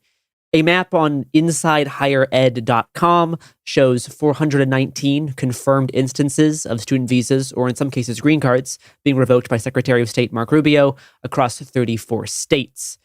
And as of Wednesday, April 9th, visas for 18 international students have been revoked at the University of Utah. These students and recent graduates received letters from the Trump administration instructing them to, quote-unquote, self-deport immediately. At Utah State University, more than 30 students have been impacted, according to the university administration. Yeah, I'm aware of at least one UCSC student who was detained at the border and immediately deported. I'm also aware that UCOP, UC Office of the President, right, made a statement about the impact of service terminations across its campuses. But the UCSD Guardian, in a dub for student journalism, reported that UCSD convened an emergency meeting before this of faculty, and it knew about the revocations or the SEVIS changes, right? The revocation of their student status. And it was reluctant to act because it hadn't received guidance from UCOP yet. So we're seeing this from a lot of university administrations, right? They don't know how to respond. I did see that the University of Arizona was helping fund some of the legal fees of their students, which is more than many universities are doing. As of now, there seems to be no pattern of prior arrests for the people who have had their statuses changed. But in some cases, it seems that in some university systems, all of the people who have lost their status are either Chinese, Indian, or from majority Muslim countries. One other thing I wanted to close out this episode on, so we have an episode out about this already, but one of the things that ICE has been doing has been targeting migrant farm worker labor organizers. They have, basically just kidnapped, just straight up broke this guy's window in his car and dragged him out. A guy named Alfredo Juarez, who's known as Lelo. He is an organizer for Familias Unidas por la Justicia in Washington. And there is going to be a protest. This will be Saturday the 12th. That'll be tomorrow as you're listening to this on Friday at Portland City Hall at 2 p.m. Organizers are also asking that you call the Washington Attorney General to demand pressure be put on everyone to release him. yeah, if you want to hear more about that, I have an interview with an organizer who works with them, and yeah, it's real fucking bad. The scale of the repression has been increasing. It's not undefeatable, and this is a tangible thing that you can do to try to stop them. But yeah, it requires movement now, and yeah, do this now before it gets worse. To update another topic of the episode me and James did last week, we mentioned that DHS was seeking input for installing a new program to screen the social media activity of people applying for immigration benefits for what they label as anti-Semitism. Yeah. And this policy is now in effect. This applies to quote-unquote aliens applying for lawful permanent resident status, foreign students, and aliens affiliated with educational institutions. Possibly also people applying for citizenship. To quote the DHS Assistant Secretary of Public Affairs, Tricia McLaughlin, quote, "There's no room in the United States for the rest of the world's terrorist sympathizers, and we are under no obligation to admit them or let them stay here." Secretary Noem has made it clear that anyone who thinks they can come to America and hide behind the First Amendment to advocate for anti-Semitic violence and terrorism, think again. You are not welcome here, unquote. The webpage for this new policy states, under this guidance, USCIS will consider social media content that indicates an alien endorsing, espousing, promoting, or supporting anti-Semitic terrorism, anti-Semitic terrorist organizations, or other anti-Semitic activity as a negative factor in any discretionary analysis when adjudicating immigration benefit requests. So essentially, this means that if you've posted anything that is in support of Palestine or criticizes the Israeli government, this will be now used against you if you are applying for a visa, if you are applying for a green card, if you're applying for citizenship and already live in this country as a permanent resident, lawfully so. Just a wider net of social media surveillance. 404 Media put out a good article on Wednesday about a Palantir system that ICE is using to look for immigrants and people in this country, which allows them to select for specific attributes with a pretty intense filtering system. So yeah, this is ongoing, and we will continue to report as such. Yeah. All right, everybody. Well, until next week, please don't go to an El Salvadoran prison camp if you can avoid it. We reported the news. There it is. Great. We reported the news.